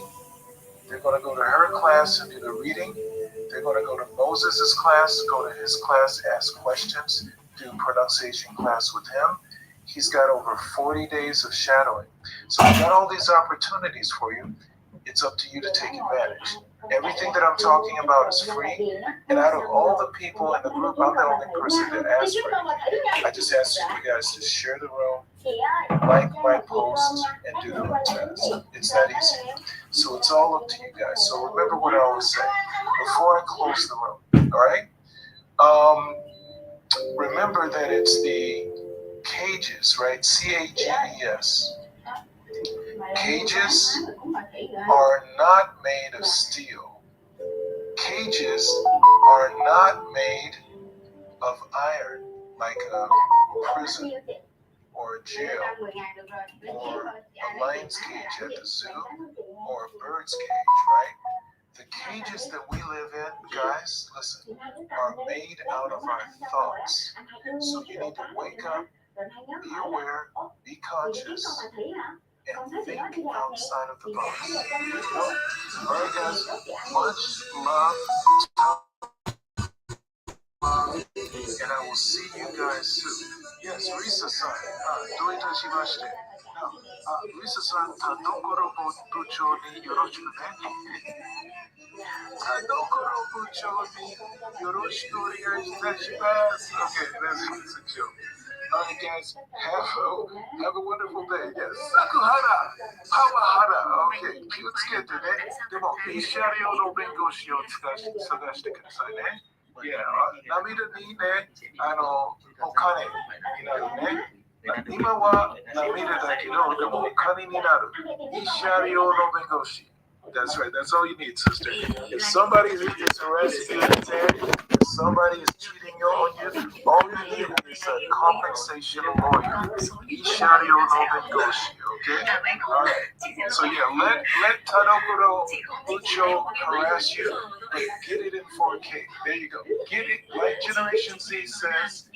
Catch them red-handed, get it in 4K, and give it to your Ishario no bengoshi. That's right. Your Narita wa nanake okane ni naru desu yo. All right, guys. Much love, tough love. Oyaji Kyagu. Đấy cũng là một điểm mạnh và cũng là một cái điểm yếu, tức là những người mà người ta không hiểu ấy, người ta không phải là hiểu mà không phải là người thân thiết với mình thì có thể người ta nhiều khi người ta sẽ bị phật ý, phật lòng ấy. Những người mà người ta thích nghe những lời khéo léo ngọt ngào chẳng hạn, nên là đôi khi chị cũng, ví dụ chị cũng là người thích nghe những lời ngọt ngào chẳng hạn, nhưng chồng chị không biết nói những cái lời đó thì ví dụ có những lúc mình cũng sẽ cảm thấy là mình bị buồn, nhưng mà sau đó thì mình cũng không thay đổi được con người của người ta, đúng không? Mà mình không nhìn đấy là một khuyết điểm nữa mà mình lại phải nhìn đó là một ưu điểm chẳng hạn, thì mình phải đồng ý là cái người như thế người ta sẽ không khéo léo được, mà nếu như biết đâu mình gặp cái người khéo léo thì người ta lại không thật thà thì sao đó, nên là mình cũng phải, nên chị mới bảo là trong một cái mối quan hệ thì mình không thể đòi hỏi là cái gì nó hoàn hảo, tức là được cái này nó sẽ phải mất cái kia. Chứ còn chị thấy chị rất là thích những người thẳng thắn, nhưng mà cái thẳng thắn đấy nó không phải là một cái gì đó, nó đừng có quá mức ấy. Sao mày thấp vậy? Con định nói bà Thủy cả ba cho con. Số 3 này cũng gì là Thủy bác hạ số 2 này. Bắt đầu từ số nhỏ lên số lớn nè. Đi số 2 nhiều em. Tôi chỉ cách cho kêu bà Thủy trả ba lại. Nhưng mà mình là một người cảm thấy là mình cảm thấy nhưng mà nói thì tôi hỏi từ này hỏi một cái là em mà em hỏi em có thấy là em không phải em không có một thể đâu, nhưng mà em sẽ không yêu người thiệt, em sẽ yêu AI robot. Cái điều thật em đấy.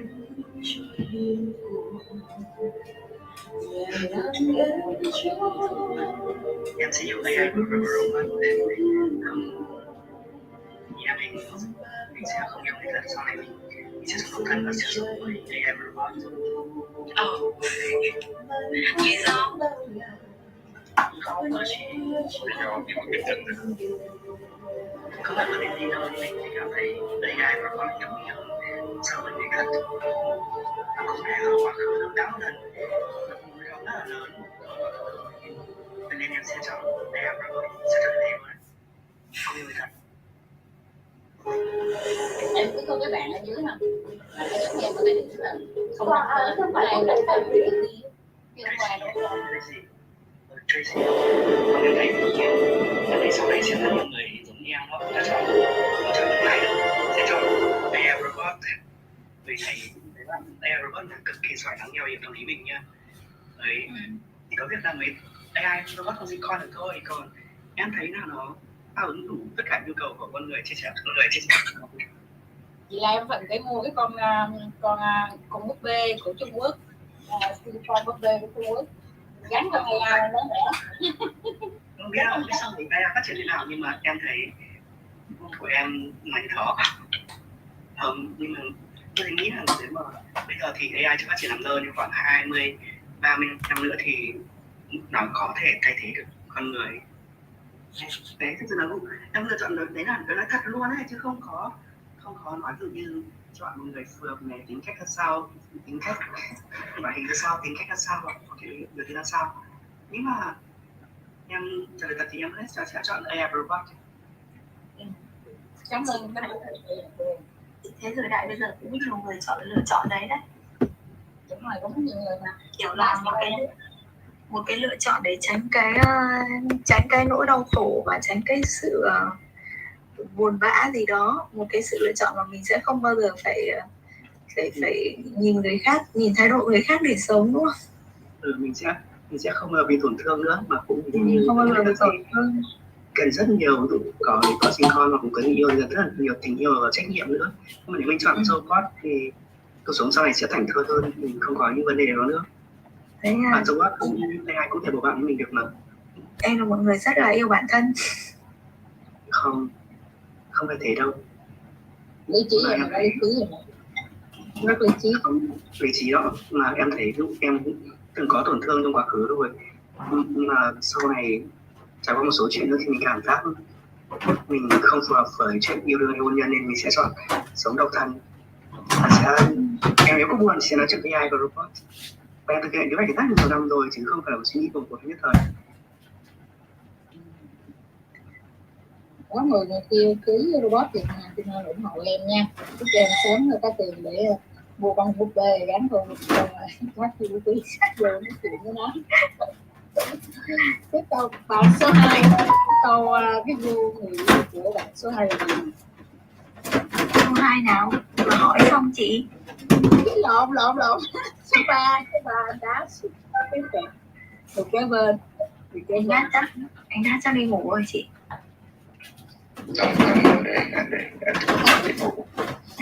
Mà anh sẽ không bao giờ yêu robot. Anh vẫn yêu phụ nữ. Tại vì trong cuộc sống là cái tình yêu nó đặc biệt là có khi vui, có khi đau khổ. Trong khi một con robot nó chỉ biết về logic, không biết về là thì một cái thú vị trên cuộc đời là cái tình yêu. Và có khi mình bị đau, có khi mình bị vui, cái đó là một cái thú vị trong tình yêu. Trong khi mình yêu một con robot nó chỉ theo một cái logic của người tạo dựng thôi, nó có như là một cái feeling của người, thì anh sẽ không bao giờ có thể yêu một con robot được. Đó, như vậy. Em thấy bạn kia bạn bảo là có thể là 20 năm nữa là cái công nghệ nó phát triển đấy anh. Thì có khi nào cái con robot nó giống người không? Anh không còn nữa.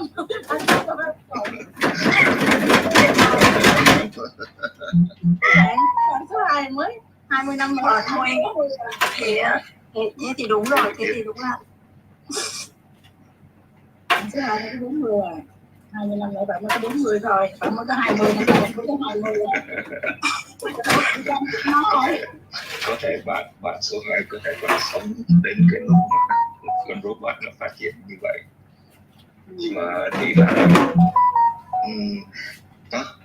con robot nó chỉ là máy móc, nó chỉ là điện tử, thì nó cũng học được, nhưng mà cái cảm xúc, cái phim của con người thì anh nghĩ nó không bao giờ nó có thể có được. tại vì nó là cũng là một cái program thôi, là một người vật chất thôi. Cái câu bây giờ ok là anh không thích cô boss rồi, cái chuyện của bạn số 2 bạn tới năm bạn 40 mà mới có 20 năm mới mà bạn mới 40 bạn có thể đi mua boss được sao? Thì ra rồi tôi là cái bạn số 3 nè, là cái cô của bạn là gì nè, trắng đủ thiền trắng. Em đây rồi, chỉ là chắc là em gu em chắc là em vẫn yêu con gái thôi, nên chắc là em vẫn thích con gái. Ta hỏi cụ thể bây giờ anh số 3 trả lời đi, anh số 3 chuẩn bị đi ngủ cho anh trả lời trước đi. Dẹp cổ trả lời gu của anh là gì? Nói chung là anh cũng không biết cái gu của anh là gì, tại vì nếu mà mình có biết ra là có thể là mình nghĩ là cái gu mà hiện ra là nó không phải như vậy, thì anh không biết là cái gu như thế nào. Mà cái này nếu mà hỏi anh thì anh không trả lời được. Để anh nói một cái gì thì chắc chắn là một phụ nữ chăm sóc gia đình, nói chung là cũng hiền lành, tốt bụng, đi nào thì nào là ai. Mà nếu mà nói chính xác cái gu thì anh không có thể trả lời được. Mà nói chính xác cái gu thì anh không có. Thế giới như thế nào? Đó chị nhận thấy chưa? Gu em thấy gu của những người đàn ông bao giờ cũng là người phụ nữ biết chăm sóc gia đình. Đó là lý do vì sao mà cái chuyện đấy nó vẫn phát triển hàng trăm nghìn năm nay rồi nó vẫn chưa, em vẫn thấy nó là một cái gì đó đúng, là người phụ nữ kiểu không xâm hôn hạnh, em thấy nó vẫn đúng, chẳng qua là mình cũng vẫn phải cân bằng thôi. Cái này là từ mấy con caveman là tại vì đàn ông sẽ đi săn, phụ nữ sẽ ở lại chăm sóc gia đình, chăm sóc con. Cái này là từ mấy triệu năm rồi, nó như vậy rồi. Nhưng mà mỗi một cái thời giai đoạn nó phải có thay đổi chứ đâu có đứng mãi ở vị trí đó đâu, có thay đổi. Cái ngày xưa phụ nữ nhà là không có đi ra ngoài, bây giờ phụ nữ như Linh là đi làm kiếm tiền nè. Thì đúng, nhưng mà vẫn là, mặc dù mình đi làm, ví dụ mặc dù em đi làm nhưng mà những cái việc khác chăm sóc gia đình các thứ thì vẫn là mình là người làm tốt nhất ấy, kiểu vậy. Nó vẫn là mình làm chính. Cái vai trò của đàn ông cũng là bảo vệ phụ nữ, bảo vệ gia đình. Đúng rồi. Vậy là nhà của Lily là vợ đi làm kiếm tiền, vợ về nhà và chăm sóc gia đình nữa, chứ người đàn ông là đi làm về là ngồi làm ông nội đó. Không, nghĩa là chia sẻ với nhau cũng không đến nỗi, nhưng mà em nghĩ là phụ nữ vẫn là người sẽ làm tốt hơn cái việc đó hơn, tại vì đa phần là như vậy. Còn cũng nếu mà đảo ngược lại thì không biết, chắc là em là thuộc thành phần cổ hủ hay sao. Tức là không phải là em phải làm hết nhưng mà vẫn chia sẻ với nhau, nhưng mà em vẫn cảm thấy là em trong một số rất nhiều gia đình em nhìn thấy thì là phụ nữ vẫn là đảm nhiệm cái vai trò đấy tốt hơn, bởi vì phụ nữ chăm con thì vẫn là tốt hơn đàn ông, mà đàn ông bao giờ cũng sẽ kiểu vụng về hơn ấy. Phụ nữ thường là làm gì cũng sẽ khéo léo hơn chẳng hạn. Đấy là số đông á. Đấy là em không nói là tất cả, nhưng em nói là số đông. Và đương nhiên bây giờ đàn ông cái gì người ta cũng làm được. Ví dụ như là chồng em thì vẫn nấu cơm, rửa bát, lau nhà, kiểu vậy vẫn làm hết. Nhưng mà ý em là phụ nữ vẫn là đóng vai trò gọi là quan trọng trong cái việc chăm sóc gia đình đó.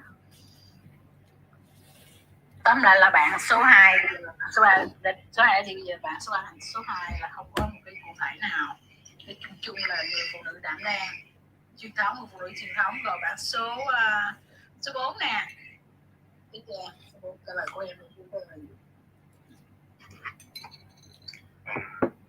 Rồi nãy giờ suy nghĩ đi, em nghĩ là em cũng đơn giản thôi, em cũng không có cầu kỳ nhiều, nên là nếu em cảm thấy có một người có thể yêu thương em, hoặc là em có thể đáp lại một cách công bằng, thì em nghĩ là em sẽ lựa chọn là yêu người đó. Tính cách thì chắc là em không cần ai đó phải nhu mì lắm, chỉ cần một người đó biết thấu hiểu là được. Còn thêm là người ta cũng không cần phải là gọi là quá xinh đẹp hay là gì. Vậy cái chính của em là người đó thấu hiểu em. Em chỉ nghĩ đơn giản như vậy thôi. Thấu hiểu em, ủng hộ em, ủng hộ quyết định của em. Không hẳn là một mọi quyết định, do em nghĩ là nó giống như kiểu là một cái hậu phương, bởi vì đối với mọi người đàn ông thì khi mà có một người phụ nữ mà ở kề bên mình mà họ có thể cùng đồng hành hoặc cùng đưa ra những cái nhận định chung, hoặc cùng đi đến những quyết định mà nó gọi là kiểu như những cái thỏa hiệp lẫn nhau mà họ có thể cùng thấu hiểu, thì em thấy em sẽ muốn có một cái lựa chọn như vậy. Em muốn một cái người phụ nữ hiểu em và ủng hộ em trong cái quyết định để mà phát triển về tương lai sự nghiệp gì đó, để đi đến một cái thành công, và người đó sẽ không chỉ ủng hộ về tinh thần và cả về vật chất hoặc là công sức luôn, đúng không? Là một người đồng hành. Không phải yêu nó là người ta phải từ bỏ mọi thứ để đi theo em, mà chẳng qua là người ta có thể vừa đóng một vai trò ở phía sau, họ cũng có thể làm những gì mà họ thích theo cách mà họ muốn. Nhưng mà ý em muốn nói là nó sẽ hơi truyền thống một tí xíu, nhưng mà có thể nó sẽ không có áp lực gì nhiều đâu, mà em vẫn sẽ khá là thoải mái, bởi vì em là một người khá là cởi mở. Em có chia sẻ công việc nhà không? Thì công việc nhà, những cái mà em có làm được em sẽ vẫn làm hết, bởi vì em cũng không muốn là người khác đụng tay vào bởi vì Em hơi bị khó tính hả? Việc nhà lại hơi bị khó tính hay sao mà em không cho người ta đụng tay vô? bởi vì muốn cảm giác như là mình phải lo liệu cho người ta. Còn nếu được thì em có thể là thuê người bên ngoài vào làm, để cho cả hai có thời gian khỏe hơn. Tưởng hay. Chị ủng hộ ý tưởng này. Ủa? Anh ao đi ngủ. Ok, bye. Rồi. Số 3 là cái hậu phương vững chắc, người ủng hộ sự nghiệp, ủng hộ ý kiến của bạn này để bạn này phát triển. Bạn số 4 bây giờ là số 3 thành số 4 thành số 3 mà số 5 thành số 4. Xin chào mọi người. Chào Christine. Xin chào. Hello chị. Hello. Của bạn. Chào mình một tí ạ. Alo.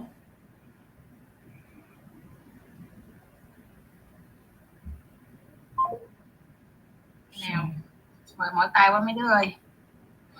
Xin lỗi, mày có điện thoại. Ok. Cô yêu của mình thì cũng không có gì đặc sắc lắm, ngoài việc là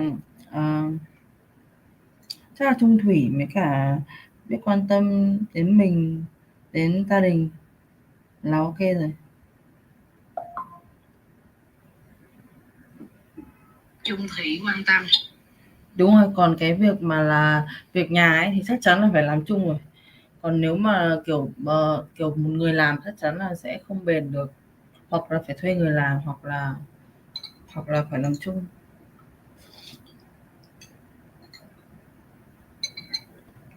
Hồi xưa là mình có một cái trước mình có một cuộc hôn nhân của mình cũng đổ vỡ, thì cái nguyên nhân đổ vỡ là hầu tất cả mọi thứ đều mình làm hết, còn chồng cũ của mình chẳng làm cái gì. Và thứ hai là anh ta cũng chẳng đi làm về, cũng chẳng đưa tiền cho mình một đồng nào. Sau đó người ta còn muốn lấy tiền của mình để đi đầu tư những cái thứ mà mình không thích ấy, nên là mình mới ly hôn.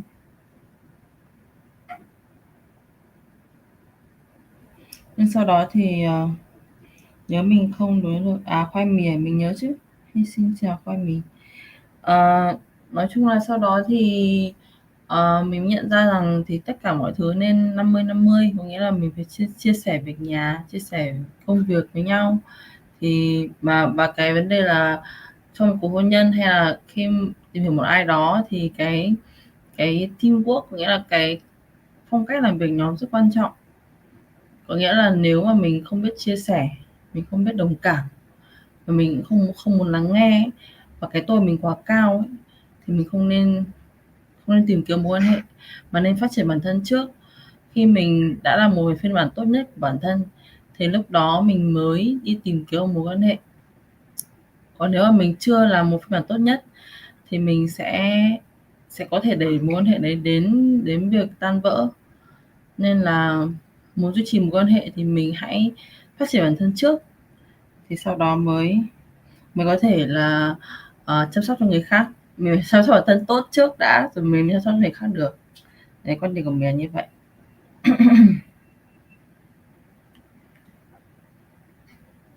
Cảm ơn em. Bị quản sao lên rồi đi xuống dưới vậy cưng? Lên nhẹ lên.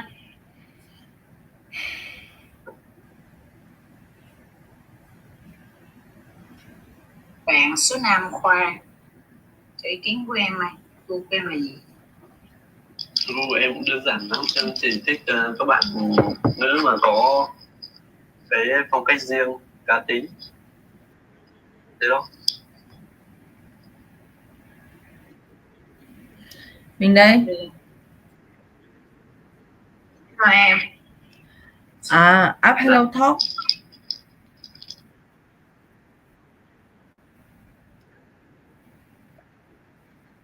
Bạn có Hello Talk chưa?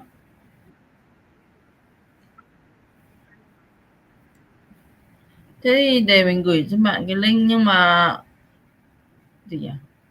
Mình follow chưa? Để mình gửi cho bạn cái link nhá. Chờ mình tí.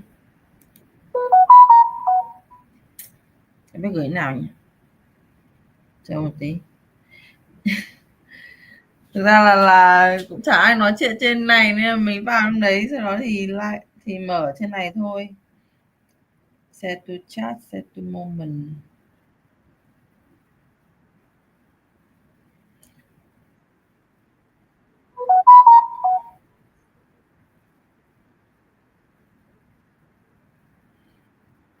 Nhưng mà cái này nói tiếng Việt thôi, không phải nói tiếng Anh đâu. Vậy thôi á. Luyện tiếng Anh thì lên Hello Talk nhiều phòng tiếng Anh mà. Đâu, người bản xứ chứ.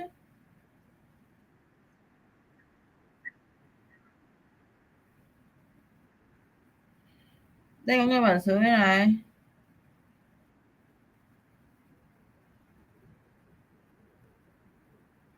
Từ Ấn Độ á? Cũng đúng. Cũng Ấn Độ thật. Đây cũng có người bản xứ.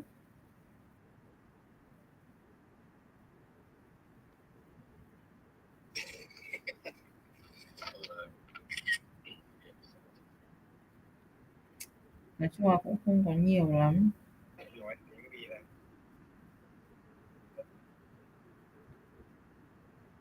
Thế phải vào phòng người bản xứ mới được à? Đây, bản xứ đây. Linh người bản xứ nói chuyện á.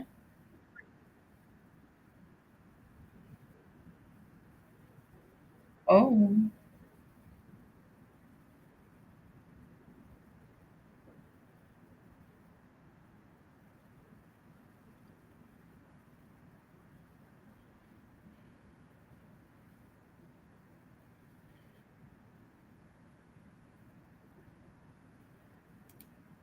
Oh my god. Copy link. Send.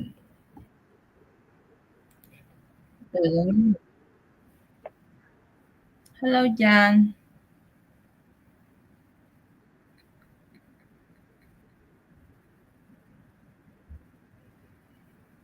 Đấy, mình gửi rồi ấy. Vào mà nói chuyện.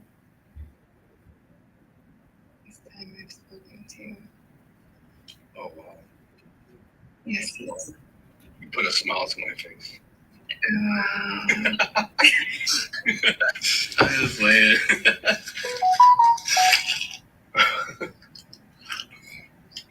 That was funny. But you know, where I live, there's a lot of Mexican Americans and Mexican.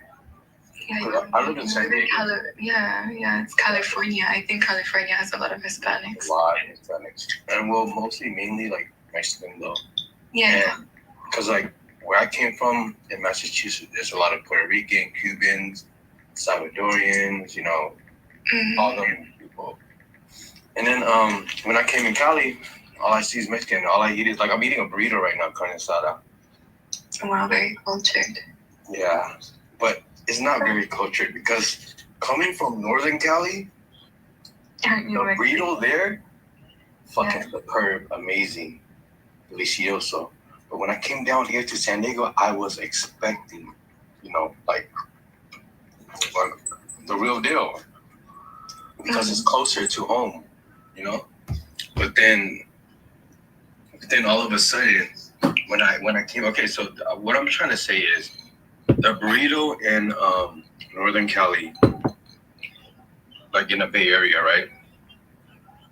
In that area, what's in the burrito is you got carne asada, you got the rice, you have. Go ahead, bring me one. This nigga, bro. You got a whole pack over there, but you just love going through everybody else but yours, huh?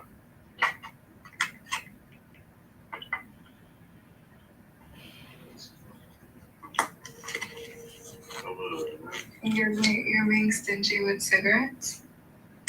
Lulu, mind your business. He's taking the cancer away from you. Okay. I did. You know, Douglas thought you were Mexican. Oh, yeah? Yeah. Oh, I'm not Mexican, Douglas. What the hell?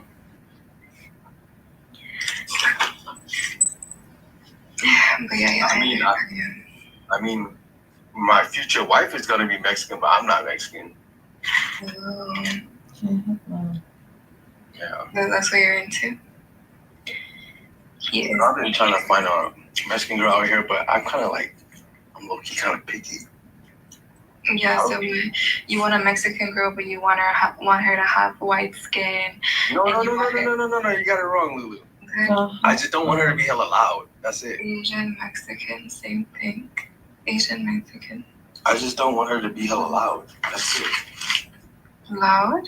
Yeah, like loud and aggressive. Psycho. I see. Yeah. Is that a stereotype? I don't know. No. What are you talking about? Oh, you mean those are the kind of Hispanic women you've come across? The one I've come across, yeah, like they're pretty loud. I came across a few silent ones. Not silent ones, but like they're not like, I don't know how to explain it, honestly.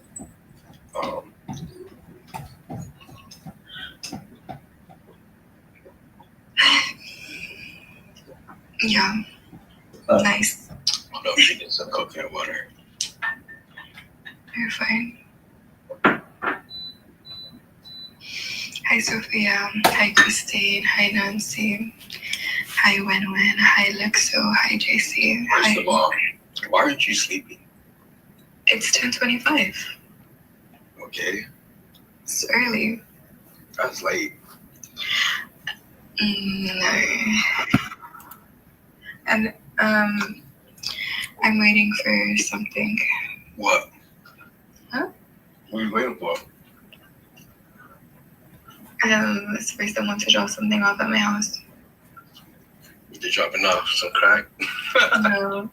Actually, no, it's because I'm borrowing a suitcase because the suitcase that I have, the zipper broke. So I need to borrow a suitcase. I forgot. Yeah, well, I'm going to the concert in LA, but then after the concert, we're going to Anaheim because we're going to Disney for a week. So. Yeah. Yeah. Must be nice. Where you going with your boyfriend? Family? A boyfriend? Yeah, ready. I'm going with my family because it's a graduation trip. Oh yeah, yeah, my little cousin graduated today. Yeah, he just graduated. You just did? Yeah, I did. Oh, Not from high school, university. Oh, okay. Congratulations. Yeah. Congratulations. Thanks. So you're a big girl now. You're free to just roam the world, find a job and roam the world, huh? Oh, well, I'm going back for my master's. So Oh, God damn it, man. But yeah. Well, that's good. Well, what did you major in? You don't mind me asking? My major is clinical psychology. So what do you do? Oh, I am Christine. Yeah. Dumroy. What? Oh no, I was answering Christine's question. Okay. Because I'm Cambodian half Thai. Nice. Yeah. Were you born in the U.S.? Yeah, I was born in East Coast in Boston. Are you cultured? Are you connected to My roots? Yeah, I would say so. Like at my age, I would say so. Like at your age? What do you mean by that? I make it sound like I'm hella Huda. I feel. What do you mean by that at your age? Are you now getting connected and you weren't before? No, I've not been because like my family always went to like the temples and stuff, and I've always participated. You know, I even have like the tattoos, the monks and stuff gave me and whatnot. But yeah, and then in my generation, like at my age, I'm just proud that I can speak mine. You know, my mother's told me mine. Dad's told you what's me. Interesting.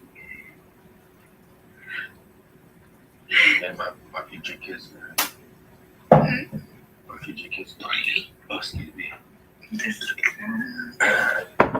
My future kids can wait time and they stay wherever the hell the log is. I see. I think maybe it's just a phase. No, I don't think it's just a phase. Right. That was like my best friend who was like fixated on Asian men for like years. She loved like K-pops and K-drama and Asian everything. And she married a white man. So.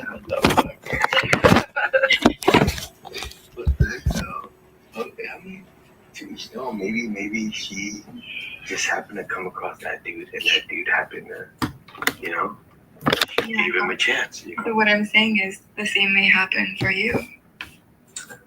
No, I don't think so because, no, I don't think so. What about, is it specific towards Mexican women or you just say Hispanic women? I think it's just Mexican. What is it about Mexican women? Well, you know, I don't know.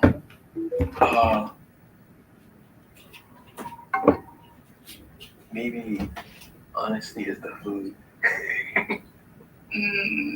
Food, But what if you meet a Chinese woman who knows how to cook Mexican dishes? Nah, I wouldn't. No, I wouldn't say it would be the same because, like, you know, there's recipes that's passed down from like moms and grandmas. You know? So. Yeah, but I feel like the new generation of Hispanic women, I feel like gender role is like leaving homes, and a lot of people or women these days don't even know how to cook. So if it's really for food, you know, not a lot of women. So you're telling me that I have like a 30% chance out there.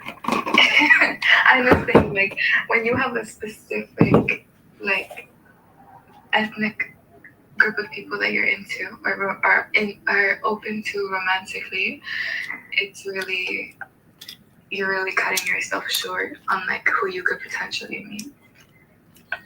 True, that is true. But I mean, along came Polly, right? What? I said along came Polly. Holly? No. Watch that movie, Holly? No. What? Hey, you don't mind me asking how old? I'm 22. Oh, okay. How old are you? I'm 33. Really? Yeah, but I always get that I look like I'm 20. Yeah, you have a baby. 25. And every time, like, they always say that. I always got, like, baby face or whatever. I look really young. It's the Asian genetics. I think so. Yeah. Douglas said that you like Mexican women because Mexican women are short, and then you would have less composition. No. I mean, the short ones, I really like the short ones, though. I see. You might as well go to Build-A-Bear and like build your. Shut up, Lulu. Nah, it's yeah, my family just came back from their graduation trip or whatever. Oh my god.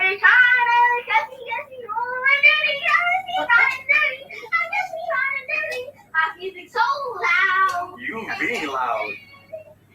Get out of Cali if you want to learn. Get out of Cali if you want to learn.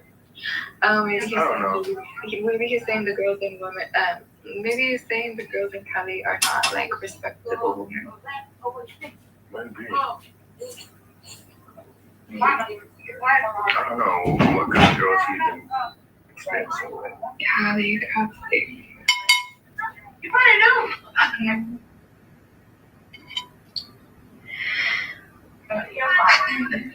I know, right? Why are you walking like that? Douglas, where would you advise someone to go look for a woman? I would advise someone to go out of country to look for a respectable woman, to be honest. You sound, for some reason, you sound like somebody familiar that I've talked to. No. I haven't been on this app for a long time.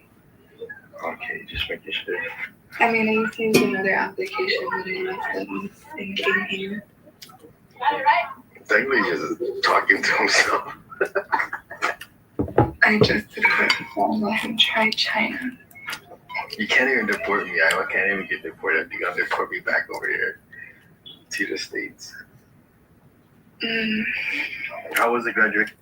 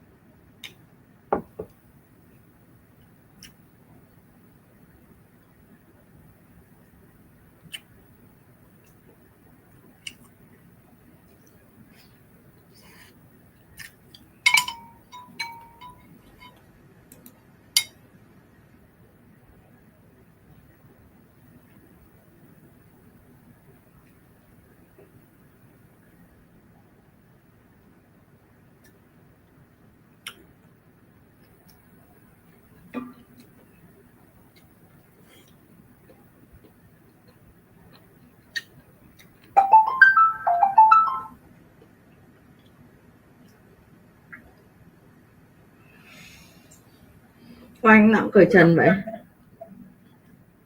Mát, bởi vì tí nữa phải thay đồ làm rồi phải đi thay lại anh chứ.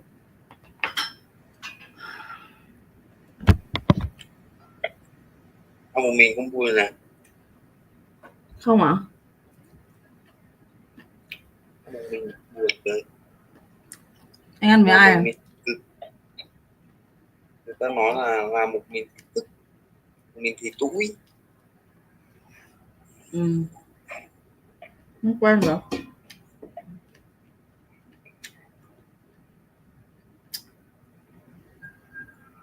Ăn mấy chén rồi? Một. Nặng một. Có giờ nhiều hơn một đâu.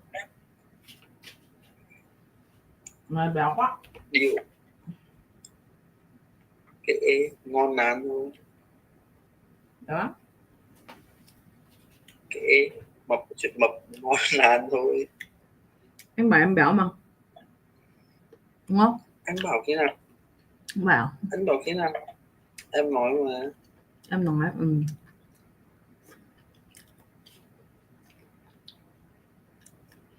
À, người khác bảo em béo. Bạn em bé gầy rồi em béo.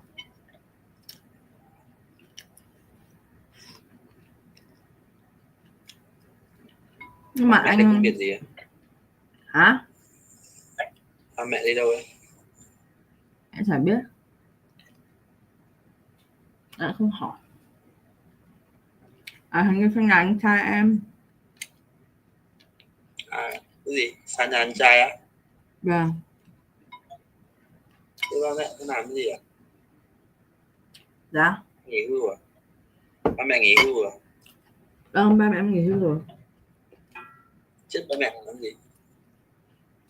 Bố em làm chủ thầu xây dựng, còn mẹ em làm giáo viên dạy mầm non. Vậy nhà em giáo viên cả nhỉ? Thôi còn bố mẹ anh. Bố mẹ anh làm nội trợ về thôi, buôn bán thôi. Này anh đôi anh em đúng không? Đâu mà bố mới nói với em lại tiếp này. Nó bàn kinh như đi. 6 hay mấy nhỉ? 6 đúng không? 24. Nói lại cho người ta cũng khó chịu nữa. Ghê.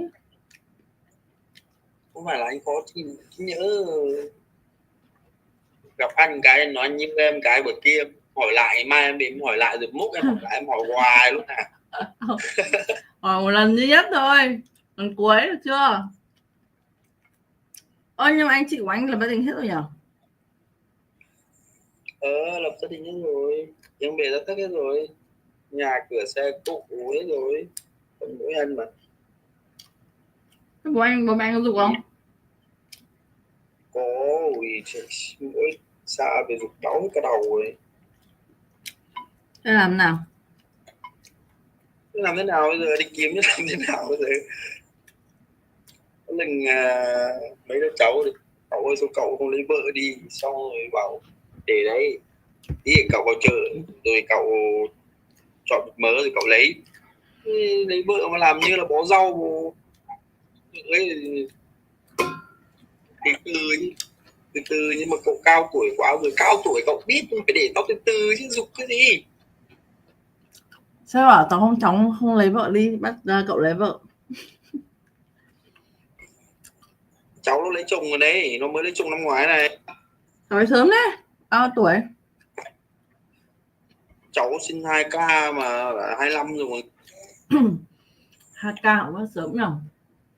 25 thì cũng không sớm lắm. Em cũng 26 tuổi lấy chồng.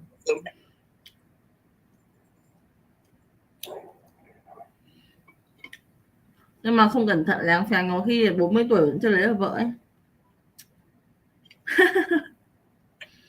Cho nên bây giờ anh muốn tìm hiểu kỹ này, anh không kiểu vội vàng chết nữa, phải tìm hiểu thật rõ rồi không kiểu lộn xộn được. Cho nên là mà đã xác định, nếu như mà bước tới cái tuổi ấy nữa nhá là anh xác định luôn đến với một người nào đấy và no, anh nhờ người ấy đẻ cho đứa con và toàn bộ là anh no hết xong, bởi vì là 40 rồi thì anh là xác định rồi còn gì nữa. Mang thai hộ à? Cái gì?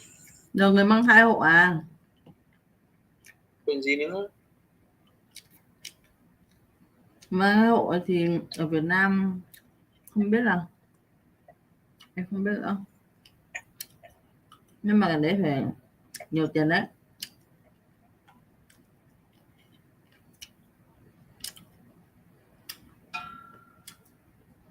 Bây giờ được mà. Cái gì? Nếu anh thấy cảm thấy tìm hiểu khó quá thì anh làm luôn bây giờ cũng được, tìm người mang thai hộ. Em nhé. Không, cho em phải thế. Em cũng có tài chính riêng mà. Bây giờ em cũng định làm mẹ đơn thân lần 2 này. Mẹ đơn thân lần 2 á? Ừ. Em là từng có một lần rồi á. Một lần là cái đứa của em đấy, còn gì nữa. Em mẹ thân lần thứ nhất nhỉ?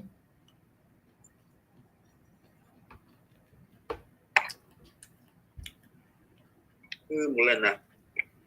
Ly hôn, sao là mẹ đơn thân lên gì? Em chưa hiểu. Em ly hôn và đang là mẹ đơn thân thì lên phải lần mẹ đơn thân lần thứ nhất, đúng không?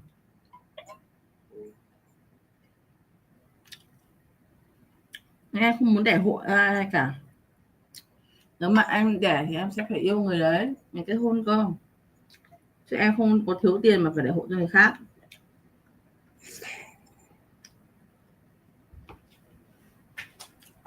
Nếu mà em có tiền ấy thì em sẽ tự đẻ, tự nuôi.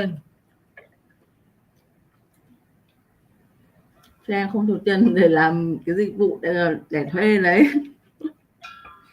Vừa mệt vừa hại sức khỏe, chả ai muốn thế cả. Trừ khi cực kỳ nghèo ấy, kiểu mấy em kiểu 18 19 tuổi nghèo, nhà hoàn cảnh khó khăn thì ta mới làm thế thôi.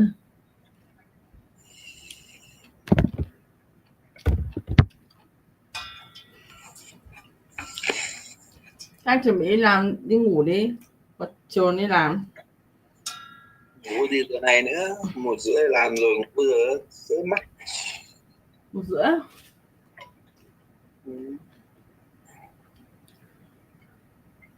Bây giờ nói chuyện đến 1:30 à? Nói chuyện khi nào nói. Em cứ xong em đi ngủ mà. Sáng có tập thể dục không đấy? Sáng không tập thể dục à? Em thường đi bơi chứ em không tập thể dục. Em đi bộ. Anh làm việc không? Anh công việc như thế này luôn, sao mà tập thể dục được? Công việc của anh còn là tập thể dục dùng gì nữa?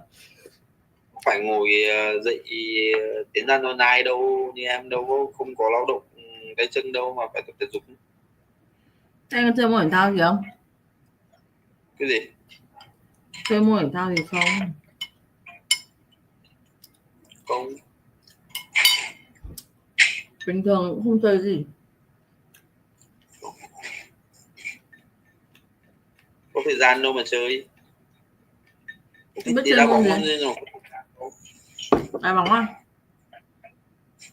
Hay là em cưới anh đi về nhà em nữa, rồi anh đi làm ngày 8 tiếng thôi.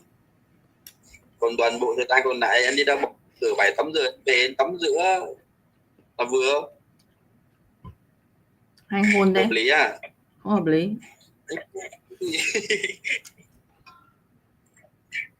Anh sẵn sàng việc nhà với em chứ. Em làm hết rồi. 7-8 giờ về chơi xong anh ngủ à?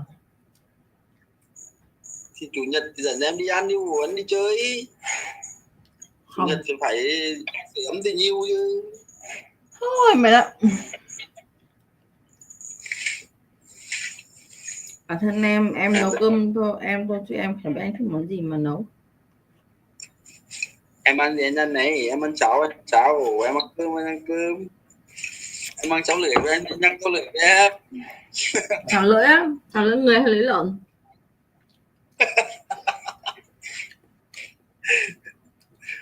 Lưỡi người, lưỡi kinh.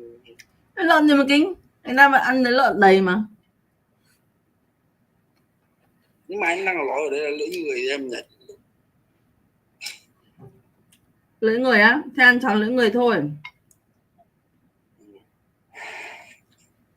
Thôi, thế thì quá. Sớm quá. Cái gì? Em không biết. Chịu.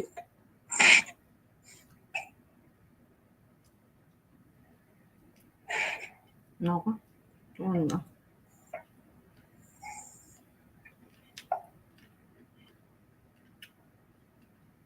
Anh cao mét 67 đúng không? Anh cao mét 67 nặng 60 cân. Thế cũng hơi gầy đấy. Hơi gầy, cho nên là em nuôi đi, em chăm đi cho nó mọc lên. Chăm nhiều gì, ở xa thế sao mà chăm được? Vậy mới bảo cưới. Cưới cứ nhanh thế. Đây em ở đâu mà cưới.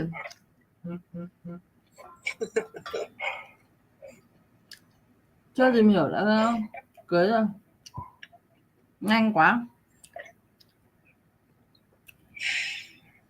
Có tình cảm mà 15 bằng sự xuất hiện của người khác 10 ngày với 1 tháng. Nói chung là đúng người, đúng thời điểm và đúng lúc thôi. Đâu có phải quan trọng là lâu hay ngắn không. Em không biết, nhưng mà cái gì nhanh quá thì hơi sợ đấy. Từ đã anh ạ. Ít nhất cũng phải 3 tháng.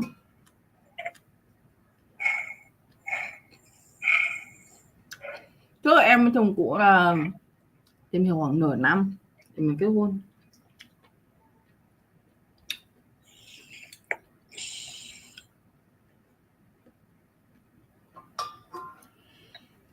Hôm qua mấy giờ anh ngủ ấy? À, qua tiếng Anh để em nói chuyện với em về chụp xem tóc. Rồi phim ở trong Facebook kể là nằm ngủ ngả ngoài nữa.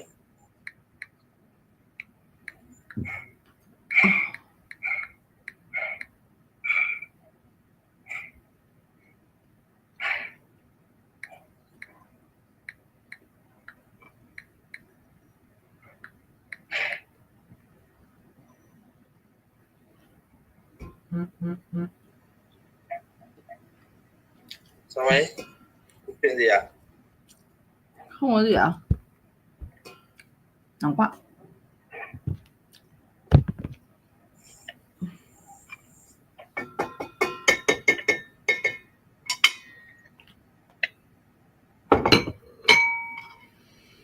Nó ghê ta.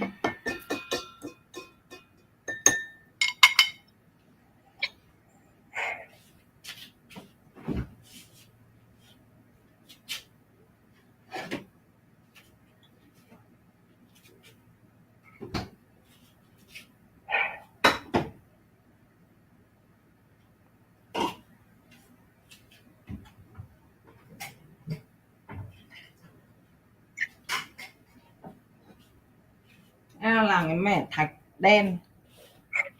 Cái thạch đen này. Ngon nhỉ? Thạch đen tự làm. Thực ra nó đơn giản lắm, nó chỉ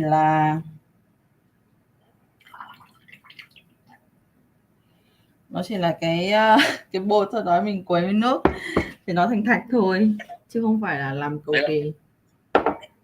Đấy là rau câu chứ. Đó. Đấy là rau câu chứ. Rau câu nhưng mà em hay gọi nó là thạch đen mà, nên nó vẫn ghi là thạch đen mà, rau câu khác chứ. Cắt thử xem nó ngon nhẹ không. Được rồi. Ngon nhỉ. Ăn cùng với trà sữa. Trời ơi, em biết trà sữa ngoài nó không tốt sức khỏe nên em tự làm. Em mua trà túi lọc về, sau đó thì em cho với sữa ông thọ với cả sữa tươi.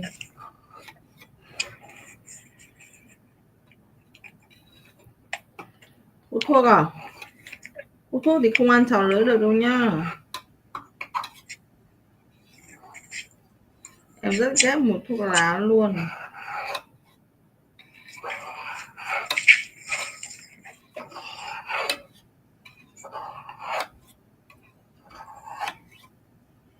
Chồng cũ của em người ở đâu?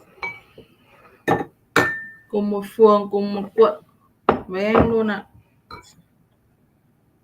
Quận Tây Hồ, phường Xuân La. Cách nhà em sao? Gần ạ. Cùng một phường mà. Em nghe thấy không? Cùng một phường ấy. Cùng một phường thì anh nghĩ gần hay xa? Người đây có người khác chưa? Em không biết, em không quan tâm. Sao chưa có? Em hỏi mấy gần đây em hỏi chưa có. Em không biết.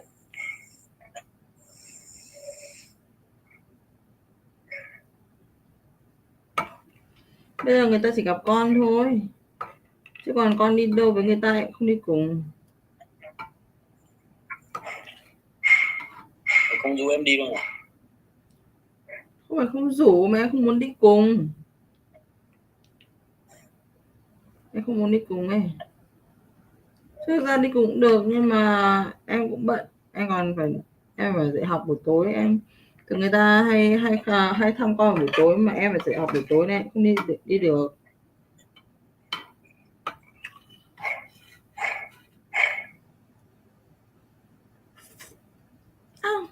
Đây thạch nóng quá, vừa mới nóng hổi vừa mới xong nó hơi nóng. Cũng thành công rồi, ha ha. Trước em còn làm ở Thạch Găng nữa, bởi vì em thích Thạch Găng lắm.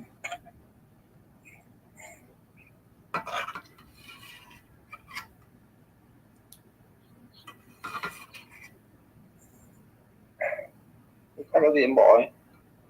Hả? Cắt lá thế vậy. Lá hả? Em không lấy muỗng mang. À muỗng á, có. Ai cứ như vậy mình cũng được. Hả? Muỗng đây. Muỗng á? Em gọi là thìa.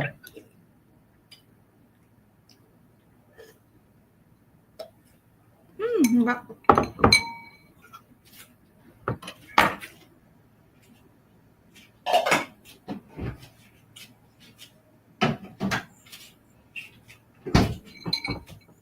Đặt bằng bầu đứa thứ hai đấy à? Đúng rồi, đang ăn bò bé mỡ. Ui trời ơi.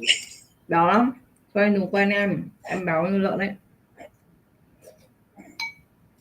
Hôm nay em đang bị stress nên ăn nhiều ạ.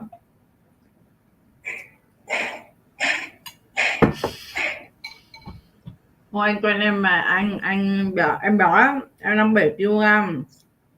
Chuẩn bị bằng cân anh rồi, 60 cân gần nơi rồi.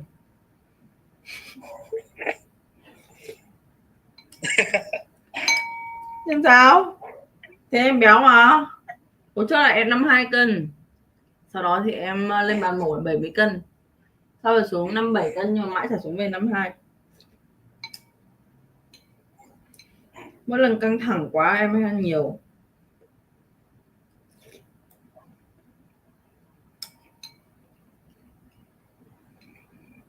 Mẹ em bảo là bây giờ bụng lại có bụng rồi. Trước đây em không có bụng. Dạo này ăn nhiều quá có bụng. Nhưng bỏ 3 tháng em không quan tâm lắm. Thế em béo anh chê không? Cho anh bảo em đi thể dục á. Ai mà chê em béo, chê bảo bắt em thể dục, em càng không làm. Kệ người ta, em không quan tâm lắm. Em có thực tập đâu, em chỉ bơi thôi. Em thích mỗi bơi, ngoài ra là thích cái gì cả.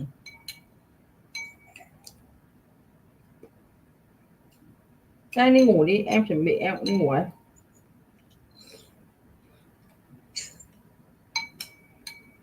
Cười gì?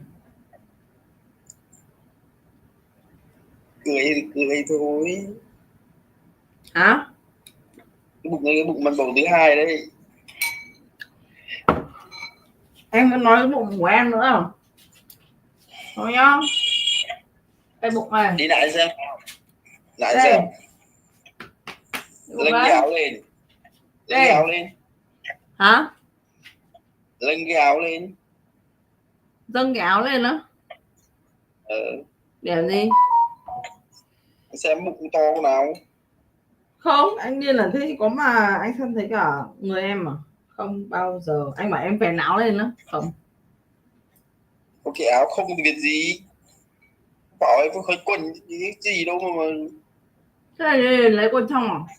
Ăn có váy mà. cái gì à, nó bằng váy à?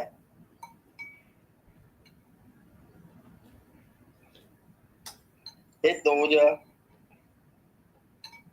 Cái gì? Hết tối chưa? Hết tối là cái gì? Hết cái bát to chưa? Hết rồi, hết rồi. Còn này mới no này. Thôi đừng chơi em nữa, em béo lắm. Béo. Làm bát to nữa. Không. Nổ bụng à?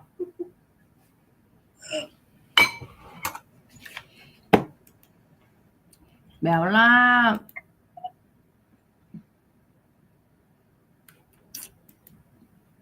Hôm nay có một